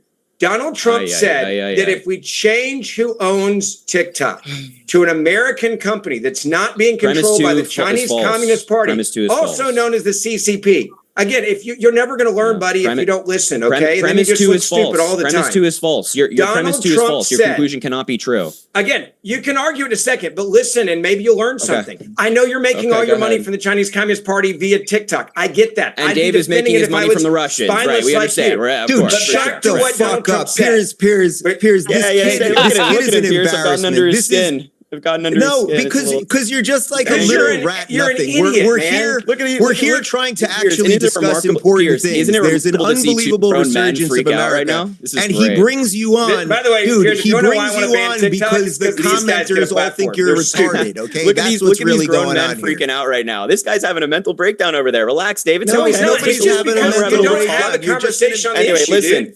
Listen. Okay, You're Ben, an let me rebuttal with little you. rat, That's dude. great, Dave. We've That's tried great. to have an By the way, honest Dave was conversation complaining. here for a Dave was half complaining hour. earlier This is the about last point personal I wanna make. insults. This shit's out of Dave was Hold on, complaining please. earlier about All right, personal you know what? insults. No one can now hear a word anyone's saying. I want to change the temperature a little bit. Wait. Piers, can I just quickly rebuttal, like 5 seconds, I promise? No, you can't. Dave, I'm going to go to you. Dave, I Yeah. want to talk to you about something completely, hopefully non-contentious, although I doubt it the way Harry's been behaving. Melania Trump.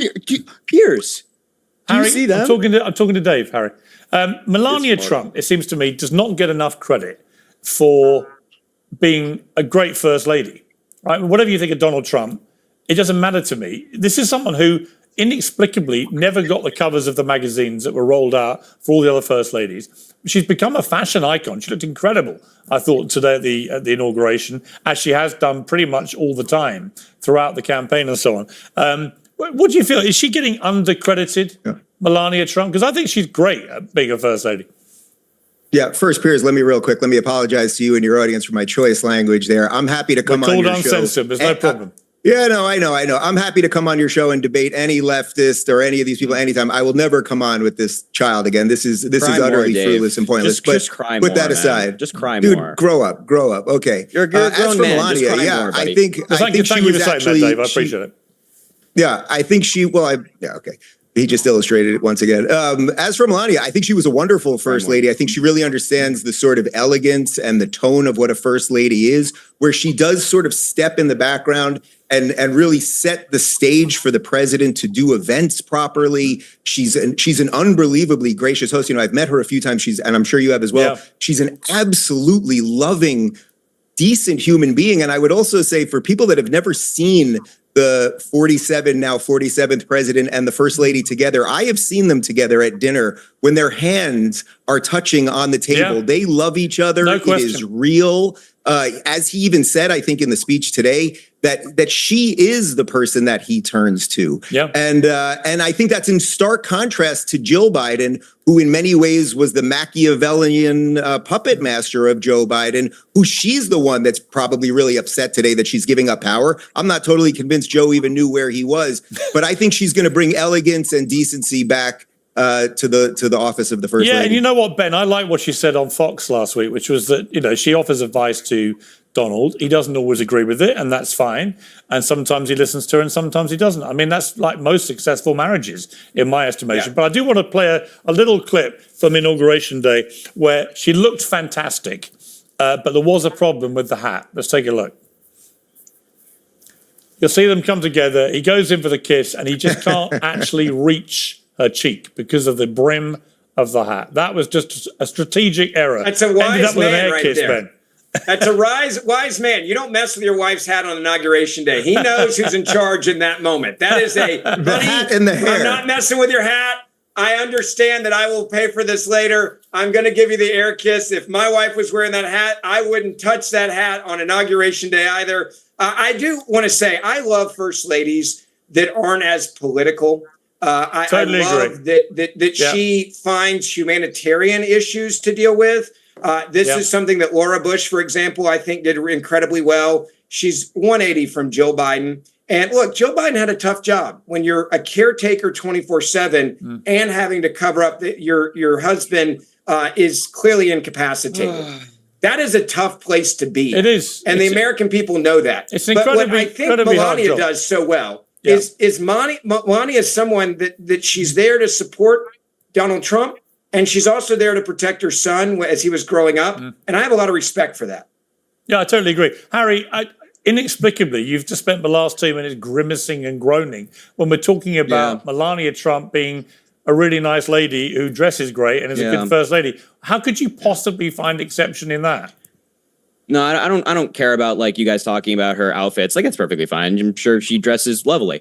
I just find it like it's so brain numbing to hear everybody be like, laugh about this interaction between Donald Trump. Be like, that's a real man right there. This guy's a criminal who assaults women. This guy's no real man. So for you guys to to praise Donald Trump for literally anything is sickening. It is sickening to me. And I also just want to point out that in the past couple of days, Donald Trump and Melania Trump have released their own meme cryptocurrencies, probably losing their followers hundreds of thousands of dollars, millions of dollars, depending on how much they put into it. That doesn't strike me as very moral. That doesn't strike me as people who are becoming the president and meeting the moment. So, yeah, I don't care about Melania Trump. She's fine, great. I have no objection to Melania Trump. But the praising of Donald Trump, except you just attacked her. You just attacked her, and then you say she's fine. She's not. It's scumbaggery 101 when you do what you just did. I've always held the belief that if somebody's not the president, yeah, well, I certainly didn't say that. I have this belief that for the most part, if somebody's not a politician, stole from people and ruined people financially. No, you said I said she's a POS. Wait, I'm sorry. Are you okay with the cryptocurrency scheme that they're running right now, Ben? You're no problem. Number one, I don't think it's a scheme. Number two, I think cryptocurrencies drastically go up and down. If you understand cryptocurrency, you would understand. They drastically go up and down. Cryptocurrency is volatile. Welcome to cryptocurrency, you moron. Oh, Ben, this is so shameful. This is so shameful, Ben. You can't just say like them having this. That's it. We tried to end on a moment of agreement about Melania. You'll never get this from the Trump derangement people. Looking great and behaving classily. You'll just get scams and Bibles and cryptocurrency and trading cards. Okay, that's right. Here's what I know: Donald Trump is your president right now, so welcome to 4 years. And Joe Biden was your president, and he was. He's not anymore, bro. He's not anymore. According to you, Harry, to remind everybody, according to you, Harry, he was going to spend another 4 years being a brilliant president of the United States, when in fact he could barely string a sentence together. Got to leave it there. Thank you all very much indeed. Much appreciated. Sad we'll never see that panel again, but it was worth it for one last rodeo. Only because Dave is scared. Thank you all very much. Dave is scared. Good God. She gave me a headache. That motherfucker's retarded. Phew. I need a nap after that. I need to smoke again after that. My God. That shit make me want to hit a vape or something after listening to him. My head hurt. Hey, make me want to lay my head on a pillow. I feel like I've been working out or something. I'm exhausted after listening to him. Good God, he'll suck the energy right out of the room. Suck it out of your body. Just be like, God damn, shut up, Harry. You dumb motherfucker. Whew.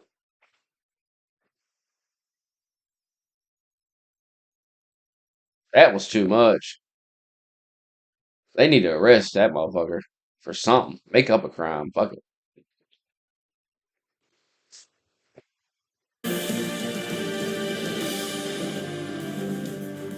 You stated that you will release the files, all of the files, as it relates to the JFK assassination. The moment you walked back in this office, this desk, this room, your carpet, how'd you feel? Well, it was a lot of work. Do you believe that moment, people say to me, they see a change in you. Do you believe you changed? Is this, for example, increased your faith in God? Yes. All these people, the Biden family members, Joe Biden ran and said he would never do preemptive pardons. It was an issue that came up when you were leaving in your first time. He thought, he heard that I was going to do it. I didn't want to do it. I was given the option. And welcome to Hannity, and buckle up for a very special show. After 4 long years, President Donald Trump is back where he belongs. He is in the Oval Office. Earlier, the president, he did welcome us into the White House for an exclusive first interview in front of the Resolute desk. Mr. President. Thank you. Welcome back. Thank you very much. Let's talk about the moment you walked back in this office, this desk, this room, your carpet. How'd you feel? Well, it was a lot of work. And as you know, I felt that we shouldn't have had to necessarily be here. Could have been done, a lot of work. Could have been, it would have been over. We wouldn't have inflation. We wouldn't have had the Afghanistan disaster. We wouldn't have October 7th with Israel, where so many people were killed. And you wouldn't have a Ukraine war going on. But with all that being said, I think it's bigger. It's bigger than if it were more traditional. Only the second time in history Yeah. somebody didn't have consecutive terms. Yeah. Well, they say it's historically bigger. I don't know about that. But I can say it showed us a couple of things. It showed us that the radical left, their philosophies and policies are horrible. They don't work. You look at crime, you look at what's gone on at the border, you look at what's going to happen, the crime that's going to happen. But I think we got there just in the nick of time. But we still have you covered better than anybody. We have terrorists in our country by the thousands. We have murderers in our country by the tens of thousands. We have numbers that came out, 11,000 people that murdered are now free and walking around in our country. And of them, I think 48%, they say, killed more than one person, and they're walking around. They came out of jails from other countries. And, people, they've emptied their jails. I would, if I were the president or prime minister or something of another country, I'd empty my jails right into America, into the United States. Why not? And many of them did it. If you look at Venezuela, their crime rate is down now 78% because they took their street gangs and they moved them into the United States. And you're seeing that in Colorado and Los Angeles and other places. And we're going to take care of it. So did Biden really say to you when you came up to the front of the White House, welcome home? No, did somebody say that? I read it somewhere. I don't know. Maybe he did. I really don't know. So you left him a letter. It was funny with Peter Doocy, and Peter said, "Oh, Mr. President, did Joe Biden leave you a letter?" He did leave you a letter. He did. And you had left him one, but you've never disclosed either one of them. Well, a lot of people. Now would be a great time. You know, it was interesting. A lot of people thought it was sort of like a setup with Peter Doocy and myself, and I have a lot of respect for Peter. But he just asked me a question about the letter. And then I remember that, it's like a custom, you leave it right in the drawer of that beautiful desk right alongside of us. And so I opened it up, and I actually gave the letter to Peter. And did he got to read it? I guess. I haven't. You don't know if you read it? Yeah, I just sent it to him a little while ago. All right, before we get into, there's so much substance. You are inheriting a lot of problems, a lot of things that actually scare me. And I want to get to all of that, but I will get to all of that. All solvable problems, Tom. I agree. They're all solvable. Not easy. With time, effort, money, unfortunately, but they're all solvable problems. We can get our country back. But if we didn't win this race, I really believe our country would have been lost forever. Were there moments, I mean, when you think of what they threw at you, and I know you signed this declaration about no more weaponization, and we know that the preemptive pardons came up on Joe's way out, but you were facing a civil trial, a criminal trial, conviction, sentencing, Jack Smith, D.C., Florida, Fonnie Willis. I mean, you fought through all of that to get back right here in this office. What people don't know is over there's a little red button you push. You scare people. People think it's the nuclear button, but it's really, something else. It's you use it for a different purpose. But the question I have was: at any point, did you doubt you would be back here? So it's a great question. It's something I don't think about. I never really thought about it. I don't think about, gee, will I be back? I just do it. I get it done. I get things done. I'm good at getting things done, and I set my mind to it. As you know, we had a great election in 2016. I had a much better election in 2020. And if I didn't have that election, I wouldn't have run. If I thought that I didn't get the number of votes, and it was reported that I got almost 75 million votes, and that was their numbers. That wasn't the numbers. That was their numbers. That was more than anybody has gotten in history, any sitting president had ever gotten. And you lost. Had I gotten like 50 million, 40 million, or 60 million, I would never have run. But that was like a poll. So, but I had a different attitude. Too big to rig. Poll came out just in the last 24 hours by Insider Advantage. That's Matt Towery. He nailed 2016, 2020, and 2024. Great pollster, as you know. Right. And he gave you a 56% approval rating. He also said of Congress, and I had a town hall with members of Congress last night, that 70% of respondents want Congress to unite behind your agenda. I watched that show. It was a great show, and you had some great people in the background. Yeah. I know every one of them, and they're really patriots. I just saw the love, as the speaker, who was doing a terrific job. The speaker is answering questions, and I saw the acknowledgement and the love they had. And those are tough people behind him. These are not easy people. There are others that are tougher. I said, well, I don't know. This is a tough group if they want to be. They're not, nobody much tougher. But they're very unified. I think they're going to do a great job. But they have a small majority. You went through over 200 since we've got here. And we have breaking news today that we'll get to in a minute. And especially as it relates to the border and some other issues. But you're going to need to do some of these things legislatively. You will probably play the largest role in uniting them both in the House and Senate. Reconciliation, the Senate has very strict, rules governing how they can do it. Do you, one big beautiful bill, two bills, do you care at this point? I don't care as long as we get to the final answer. I like the concept of the one bill. I guess I said one big beautiful, and that's what everyone faced. Actually, it's sort of a nice sound to it. But I do like that concept. It could be something else. It could be a smaller bill and a big bill. Right. But as long as we get to the right answer. Now, I will say that Los Angeles has changed everything because a lot of money is going to be necessary for Los Angeles. And a lot of people on the other side want that to happen. And North Carolina, too. Fast. Well, they don't care about North Carolina. The Democrats don't care about North Carolina. What they've done with FEMA is so bad. FEMA is a whole nother discussion because all it does is complicate everything. FEMA has not done their job for the last 4 years. I had FEMA working really well. We had hurricanes in Florida. We had Alabama, tornadoes.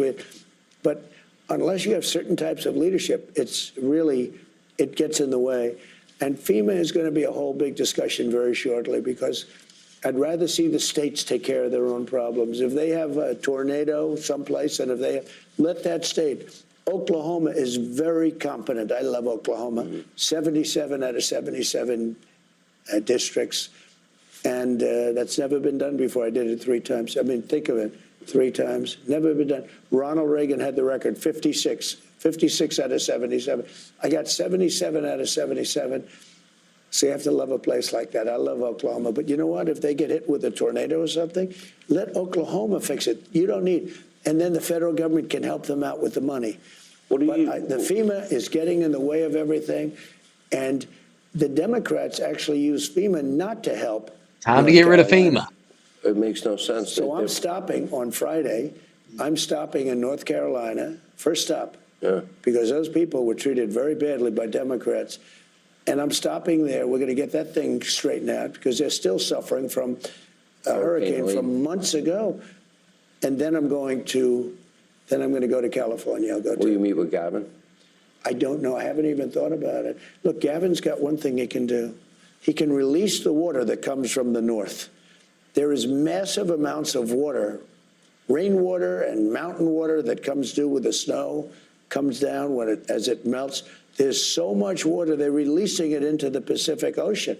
And I told him, it's a political thing for the Democrats. I don't know. I played the tape. You said it to him in front of him in 2018. I said it to him in front of the media and everything else, and nobody talks about it. The media never picks it up. You put it out. I was so happy to see that tape because some people said, is that possible? They have water coming down from the Pacific Northwest, which has a lot of water. So much water that they'd have to let some of it go at some point. They don't need reservoirs. They don't need any. They're spending all this money on these reservoirs, and they're fake reservoirs. But the reservoirs were empty. The hydrants didn't work, and they're not practicing the science of forestry, which is sprinklers didn't work in the homes because they had no water. Think of it. We have sprinklers. Think of it with no water. They didn't have any water. The fire hydrants. Yeah, believe it, hard to believe. The place has sprinklers. It's nice. But you don't want to lose this office. By the way, how do you like it? I'm glad. It's great to be back. I'm not going to lie. I've had the biggest people in the world come here, and they come into the Oval Office, and they just look, and and they want time to look. They're looking around. George amazing. Washington, Abe, Honest Abe. One day maybe we can do a tour. We had a conversation, and maybe I shouldn't disclose this, but I will. And it was after the 2020 election. And you asked me a question, and we've known each other for 30 years, so we have a friendship and we have a professional relationship. And the question you asked me, maybe in the end it will be better that if I came back in 4 years. And we talked about history. After World War II, Winston Churchill was thrown out, but they brought him back. Grover Cleveland is the only other American president that did not serve consecutive terms. And my answer to you was, I thought it would be bigger if you came back. It's turning out to be bigger. And I think one thing is happening is people are learning that they can't govern and that their policies are terrible. I mean, they don't want to see a woman get pummeled by a man in a boxing ring. No. They don't want to see men in women's sports and otherwise. They don't want to see them, and they don't want to have transgender for everyone. They don't want a child leave home as a boy and come back 2 days later as a girl. A parent doesn't want to see that. And there are states where that can happen. Oh. They don't want to see taxes go through the roof. Like, this is the only group of people they want to raise your taxes. They say, we want to raise your taxes. You know, if they don't work with us on the Trump tax cuts extending, that would mean it would go back to the taxes. We got the largest tax cut in history.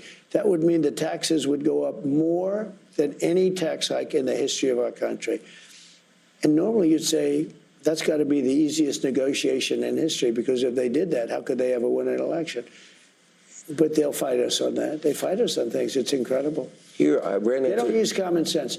In my opinion, the Democrats don't use common sense. And common sense won the day in the election. Yeah, but you know the amazing thing? I'm watching now. Now it's time, and, you know, a few months have passed, and the election's over, and you see what happened, and it was a rout. I won all 7 swing states, and we won by millions of votes, the popular vote, millions. And nobody can even believe some of the numbers. And how about with African Americans, with Hispanics, with everything, how well we did? Nobody can believe the numbers. How about with youth? I won youth by 36 points. Now, maybe that's because I went on TikTok. I don't know. But I'm starting to have a very warm spot. TikTok is going to be sold, right? I think TikTok's going to maybe stay around. People like I'll tell you, people want to buy it. People want to buy it. But those that say they know say it's a spying app for the communist Chinese. But but you can say that about everything made in China. Look, we have our telephones made in China for the most part. We have so many things made in China. So why don't they mention that? You know, the interesting thing with TikTok, though, is you're dealing with a lot of young people. So they love it. Is it that important for China to be spying on young people, on young kids watching crazy videos and things? I don't want China spying on anybody. No, but they make you telephones, and they make your computers, and they make a lot of other things. Isn't that a bigger threat? I'm sure that'll be part of your discussions with President Xi, which I'm going to talk about in a moment. Let me go to the border. We do have breaking news today. I ran into Tom Homan as I was walking in today.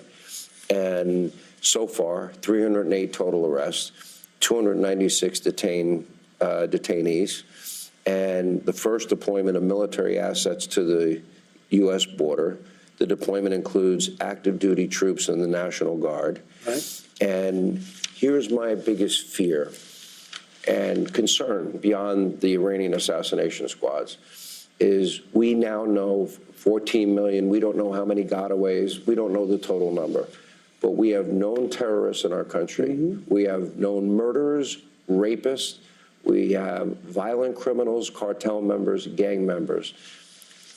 Now, I would imagine if you came from Iran and Syria and Egypt and Afghanistan and Russia and China and Venezuela, you didn't come here because you want a better life for your children.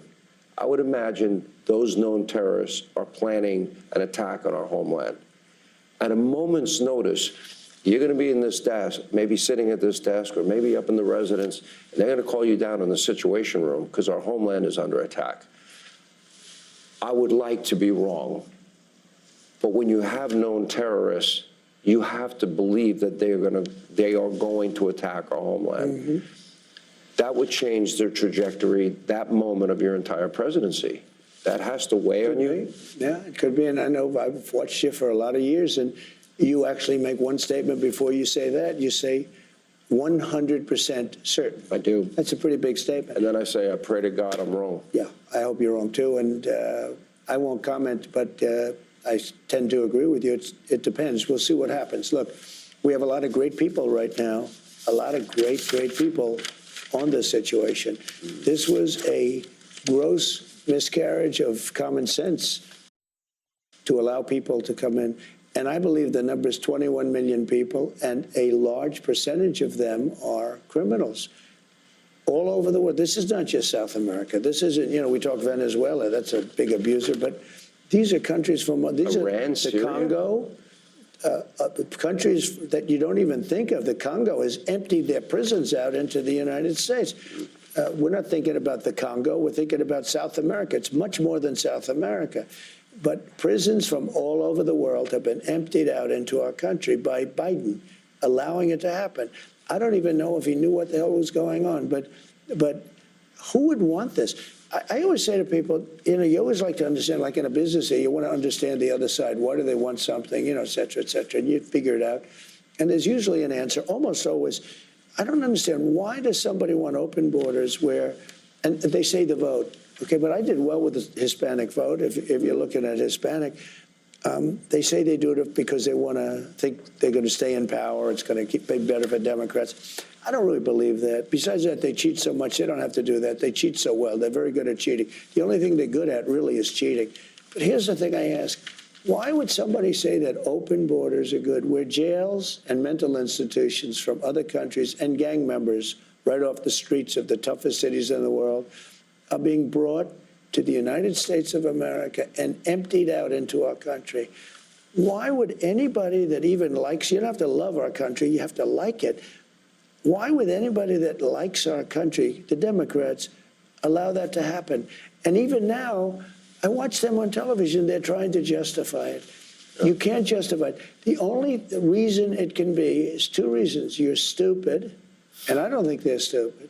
I think anybody that cheats that much and that well is not stupid. You're either stupid or you hate the country. Those are the only two reasons. Sean, who would ask for open borders with people pouring in, some of whom, I won't get into it, but you can look at them and you can say, could be trouble, could be trouble. There are people coming in. There are people with gang tattoos on. There are people coming in with tattoos all over their face. Their entire face is covered with tattoos. That identifies Typically, he's not going to be the head of the local bank. Part two of my exclusive interview with the president, only moments away. In less than 48 hours, President Trump granted more access to the press than his predecessor did in 4 long years. Here's part two of our exclusive interview. What do you do, sanctuary states? By definition, or sanctuary cities, they're aiding and abetting in the law breaking. Okay, they're going to get federal funds. Yeah. We're trying to get rid of them. We're trying to end them, and a lot of the people in those communities don't want them. California is a big example. Would you cut off their money? I might have to do that. Sometimes that's the only thing you can do. Look, California is a great example of it. If you actually polled the people, they don't want sanctuary cities, but Gavin Newsom does, and these radical left politicians do. And if you asked them why, they couldn't even. I watched Gavin Newsom try to answer that question. He was unable to even answer. He looked like an idiot. He was unable to answer. I asked him one other question.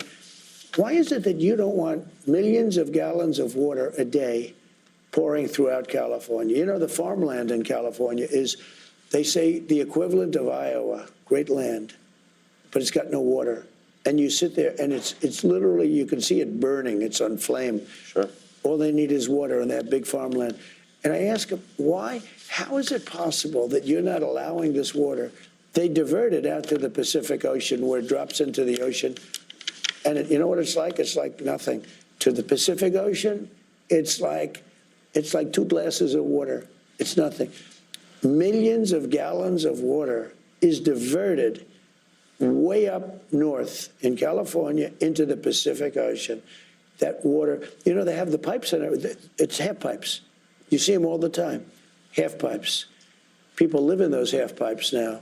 They have homeless living in those half pipes. But this is water that millions of gallons of water a week and a day in some cases, depending on the flow. So much water they wouldn't know what to do with it. Your sprinklers would be filled. They can even, remember when I took criticism because I said you have to manage your forests. The head of a country that lives in forests, a number of them actually, Finland told me this, Austria told me this, the head of Austria, head of Finland. And it was beautiful the way they expressed it. They said, we live in a forest. We are a forest nation.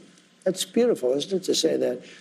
We have trees that are the most magnificent in the world, far more beautiful than what they have in California, and much more flammable. Mm-hmm. He said, we don't have forest fires. We manage our forests. You can get a degree in forestry. Well, they'll do cuts, yeah. Can you imagine? But you don't need much. You have to clean the floors of the forest. You know, when they had forests, I go to see some of the sites I watched in California. They use billions of dollars of money. And they just said, I mean, look at what happened. Los Angeles, that's like a nuclear weapon went off, what's happened to Los Angeles. And, that thing went for 4 or 5 days. Nobody was even fighting it. There's another new one burning tonight. Their fire I bet it's up departments to aren't 10,000 funded acres now. properly. And the firefighters were brave as hell. They were fighting without water. I mean, they turn on a fire hydrant. There's no water that comes out. And they're sitting, and the fires are rushing at them at 30, 40 miles an hour. Those firefighters were brave. What happened to that state is incredible. And then you listen to, I remember when Ron DeSantis and Gavin Newsom were debating on your show. Yeah. And Newsom's talking like, everything's great. Oh, everything's great, just great, just great. More people left California this year than ever have left in history before the fire. But look at it. Take a look. And the amazing thing, these are wealthy people. Many wealthy people lost their homes. I saw somebody on television, one of the wealthiest people, one of the most powerful people in the country, being interviewed as though he were a vagrant. His shirt was, and you have to know him, he's a mean, horrible human being. He's a tough guy, very tough guy, a horrible person. Yeah. But he's very rich. And he's rich, but he's a horrible person. No, he's a horrible human being. I know you have rich people that are very nice, but this guy's a terrible person. So I say, that's so-and-so. I said to Melania, I said, look at it. They were interviewing him as a guy that lost his house. He said, they took my house away. And he's literally in his underwear and his T-shirt. It looked like he just got out of the bedroom. And I say, that's one of the wealthiest guys in the country. Look at this guy. Take a look at him. Somebody will tell you the name maybe after the interview. Okay. But you won't even believe it. But he was on television as somebody that, and he was complaining they wouldn't let him go to his house, which was on fire. They wouldn't let him go because, they don't want him to die. Some of the wealthiest, most powerful people lost their homes. And it looked like our country was helpless. This fire was just raging, and then it would catch to another area, another area, another area. There was nothing. It took a week and a half, and I've never seen anything like it. We look so weak. Will you give, obviously Americans want to help the other Americans in need, okay? Yeah. Fair enough. We do that. We got to help the people in North Carolina. They've been suffering. Well, that's what I want to do. That's why I'm stopping there first. You're going to stop in California? I'm stopping in North Carolina. Should the money be contingent on them practicing the science of forestry? Well, I think this. I'm going to put a statement out today, I think, and maybe it's already written. I said, I don't think we should give California anything until they let water flow down into their state. From the north to the south. This is a political thing. I don't know what it is. They talk about the Delta smelt. It's a little tiny fish like this. They say it's an endangered species. Well, how is it endangered? No wonder it's endangered. It's not getting any water. How do you, if you have a fish and you're stopping the water, isn't that going to hurt the fish? I did a show in 2009 from the San Joaquin Valley, Devin Nunes' district. Right. And they wouldn't give thousands of acres of farmland water to protect that. By the way, you see that now. I drove up the highway. I was with Devin Nunes and other Republican congressmen. And I looked at these vast areas of land, and it looked like it was just burning. It was dark. It was dry. And then there'd be a little patch, little tiny patch of green, beautiful green. And I said, how come all this land has these little patches? They said, that's all that we're allowed to farm because we have no water. I said, are you having a drought? No. They've turned off the water. They turned off the spigot from up north in order to protect the Delta smelt. Let me move on to the And by the way, I don't really believe it's the Delta smelt because nobody could do that. It's not endangered either. They have it in other locations, et cetera, et cetera. They're doing seemingly everything they could do, like New York is in many ways, to chase people away. No, but could you imagine today? It's crazy. When people, and the press doesn't like, when I talk about the water that they're turning into the Pacific, the press never wants to put it on. The fake news. They don't want to put it on, Sean. You do realize that you have permanently tattooed into the forehead of legacy media the term fake news. You do realize they spent 9 years, 9 years attacking you from the moment you came down that escalator, and they didn't stop. And here's the interesting part to me, is that all of the attacks, all the weaponization, all the FISA warrants, all the Russia, and we can go on, all the various venues, the J6 committee, which kept out a lot of pertinent information. And how about the J6 committee? I call it the unselect. You know, they say the select. But they didn't win. No. What they did was criminal. That's why they got pardoned. No, they deleted and destroyed all of the information that they collected. Why else would they need a pardon? And you know why? Because it proved I was right. All of that information was deleted and destroyed. They deleted all of the information having to do with the 10,000 soldiers that I offered to Nancy Pelosi, and she's now on tape admitting it. I have 4 of the 5 people on tape, and General Milley was the 5th in writing, all saying that you authorized it in the days leading up. The Capitol Police Chief asked for the Guard, was begging for the Guard. Muriel Bowser, in writing, denied the use of the Guard. But Nancy Pelosi even more strongly denied it. She said that. She was responsible for the whole thing. She took responsibility. And she took responsibility for her daughter. Yeah. When it was exposed, they found the daughter's tape, a videotape of her mother saying that she was responsible.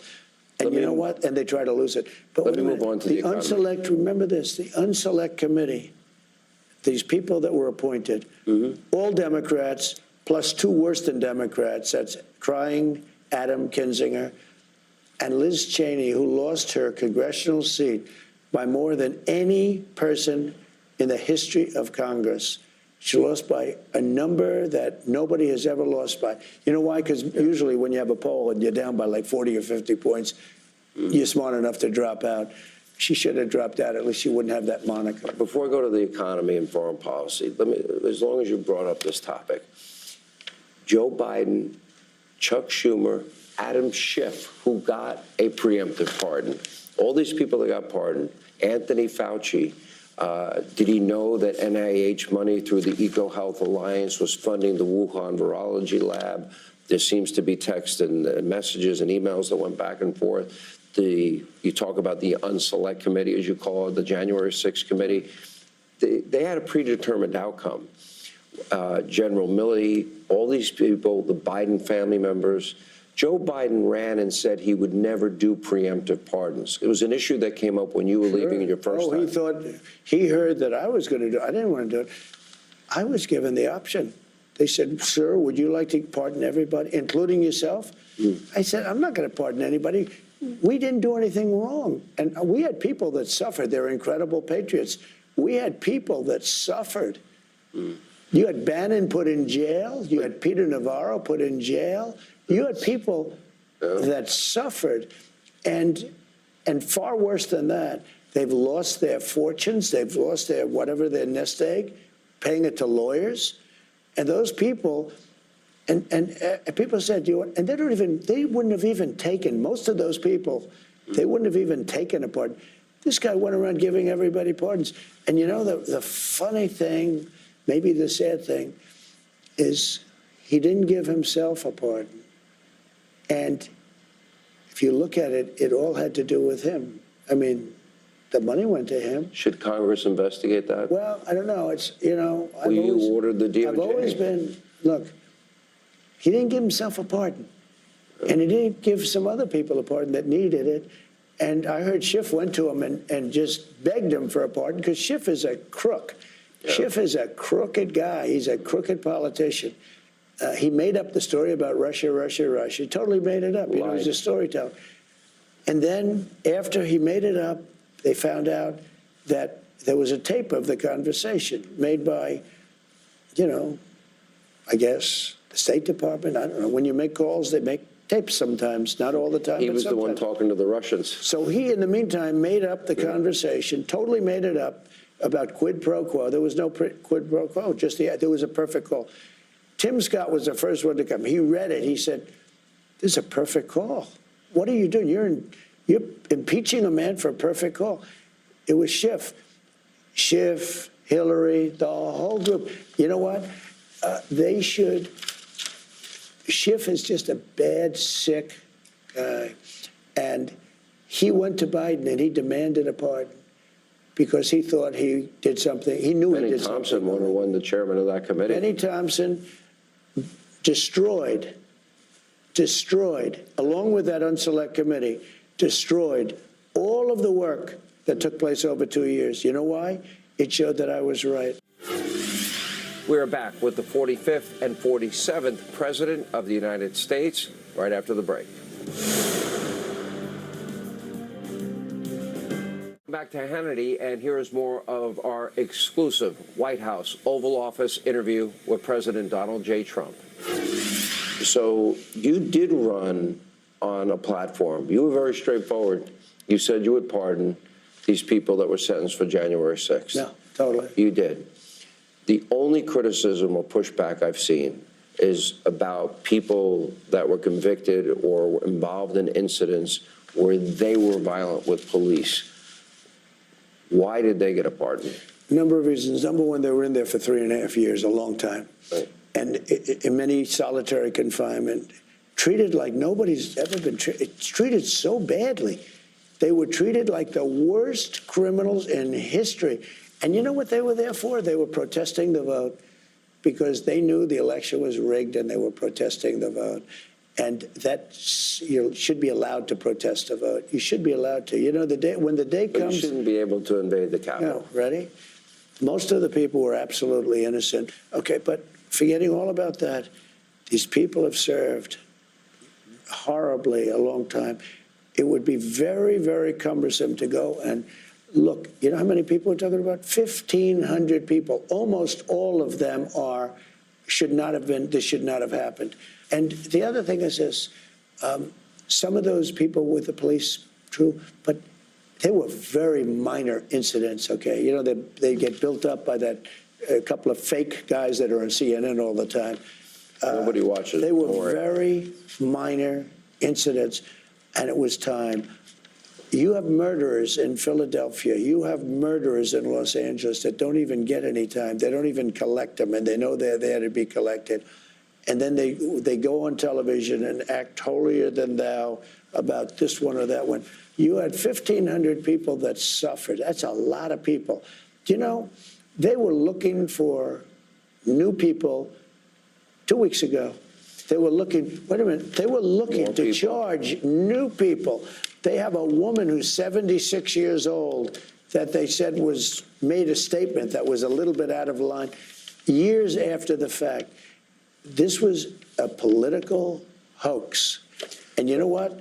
Those people, and I'm not saying in every single case, but there was a lot of patriotism with those people, a lot of patriotism. You know, they did a recording, and you know, they asked me if I'd do the voiceover, and I did. Yeah. Do you know it was the #1 selling, whatever you call it nowadays, album, whatever, song, CD, whatever you call it. You don't know, it changes every year, right?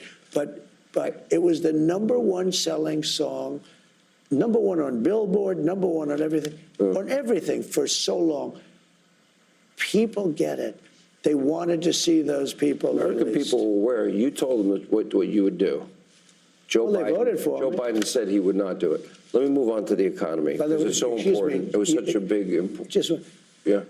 I was very clear about it. Very clear. I said I was going to release him, and probably very quickly. And they voted for me, and I won in a landslide.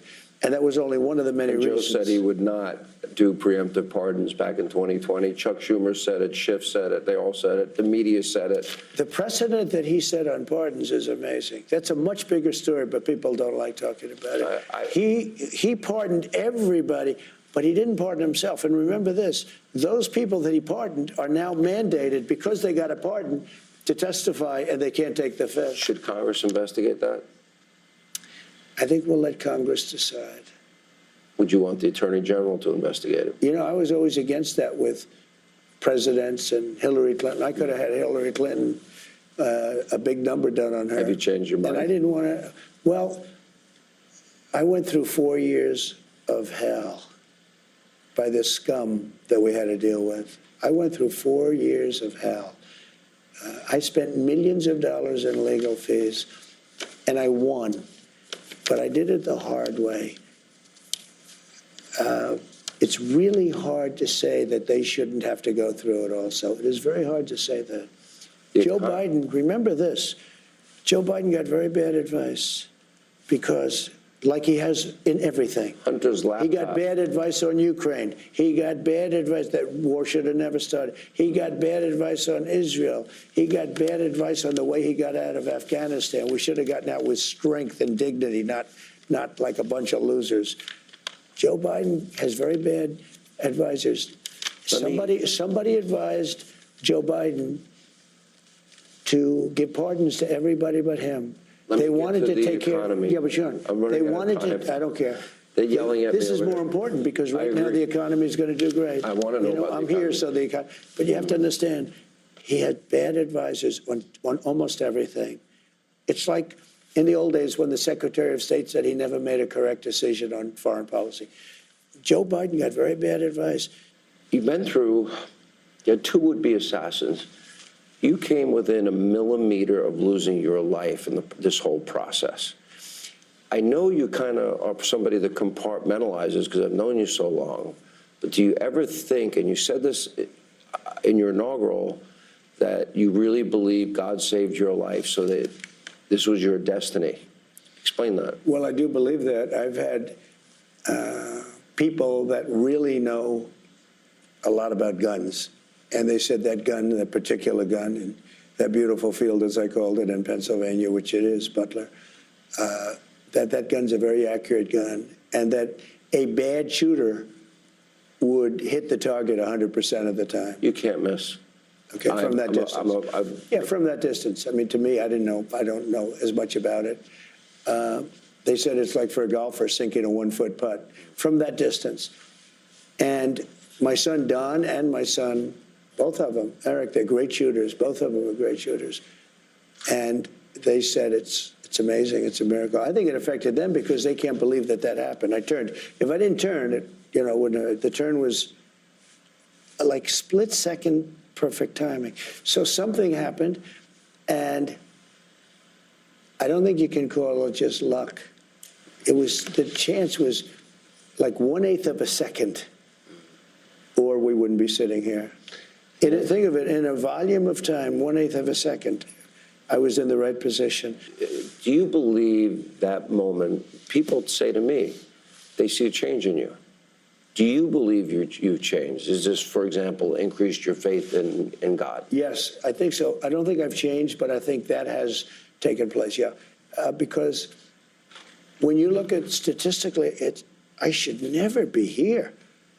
I mean, if I don't turn I'm looking at an immigration chart, my favorite chart ever in history. Yeah. Even if the numbers were bad, I would like it. We're talking about assassination, and you're telling jokes. No, can you believe it? But it's terrible. No, I remember that day like when I turned, and it had to be at an exactly 90-degree angle, and I said, throw down the chart or something to that effect, and they bring the chart, and I'm literally looking exactly at the right angle. I couldn't have even been a little further or a little bit less.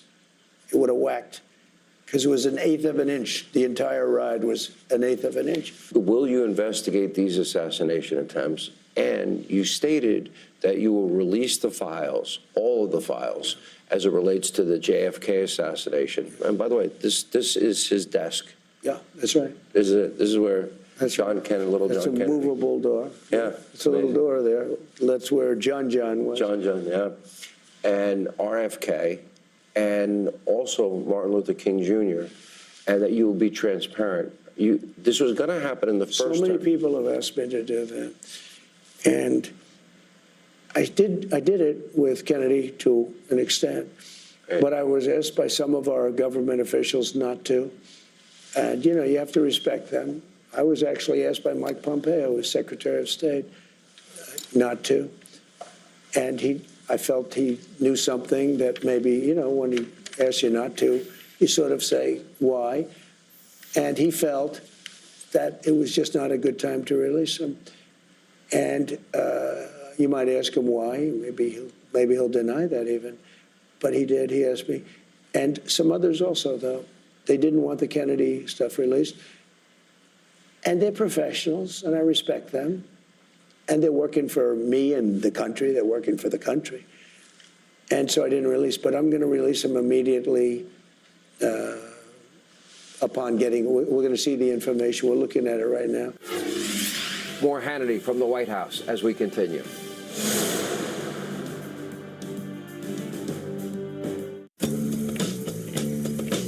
All right, before we go, we want to thank President Trump, his administration, for welcoming all of us to the White House just 2 days after taking office. We'll have more of this interview coming up tomorrow. Unfortunately, that is all the time we have left for tonight. In the meantime, let not your heart be troubled. Greg Gutfeld standing by to put a smile on your face. Have a great night.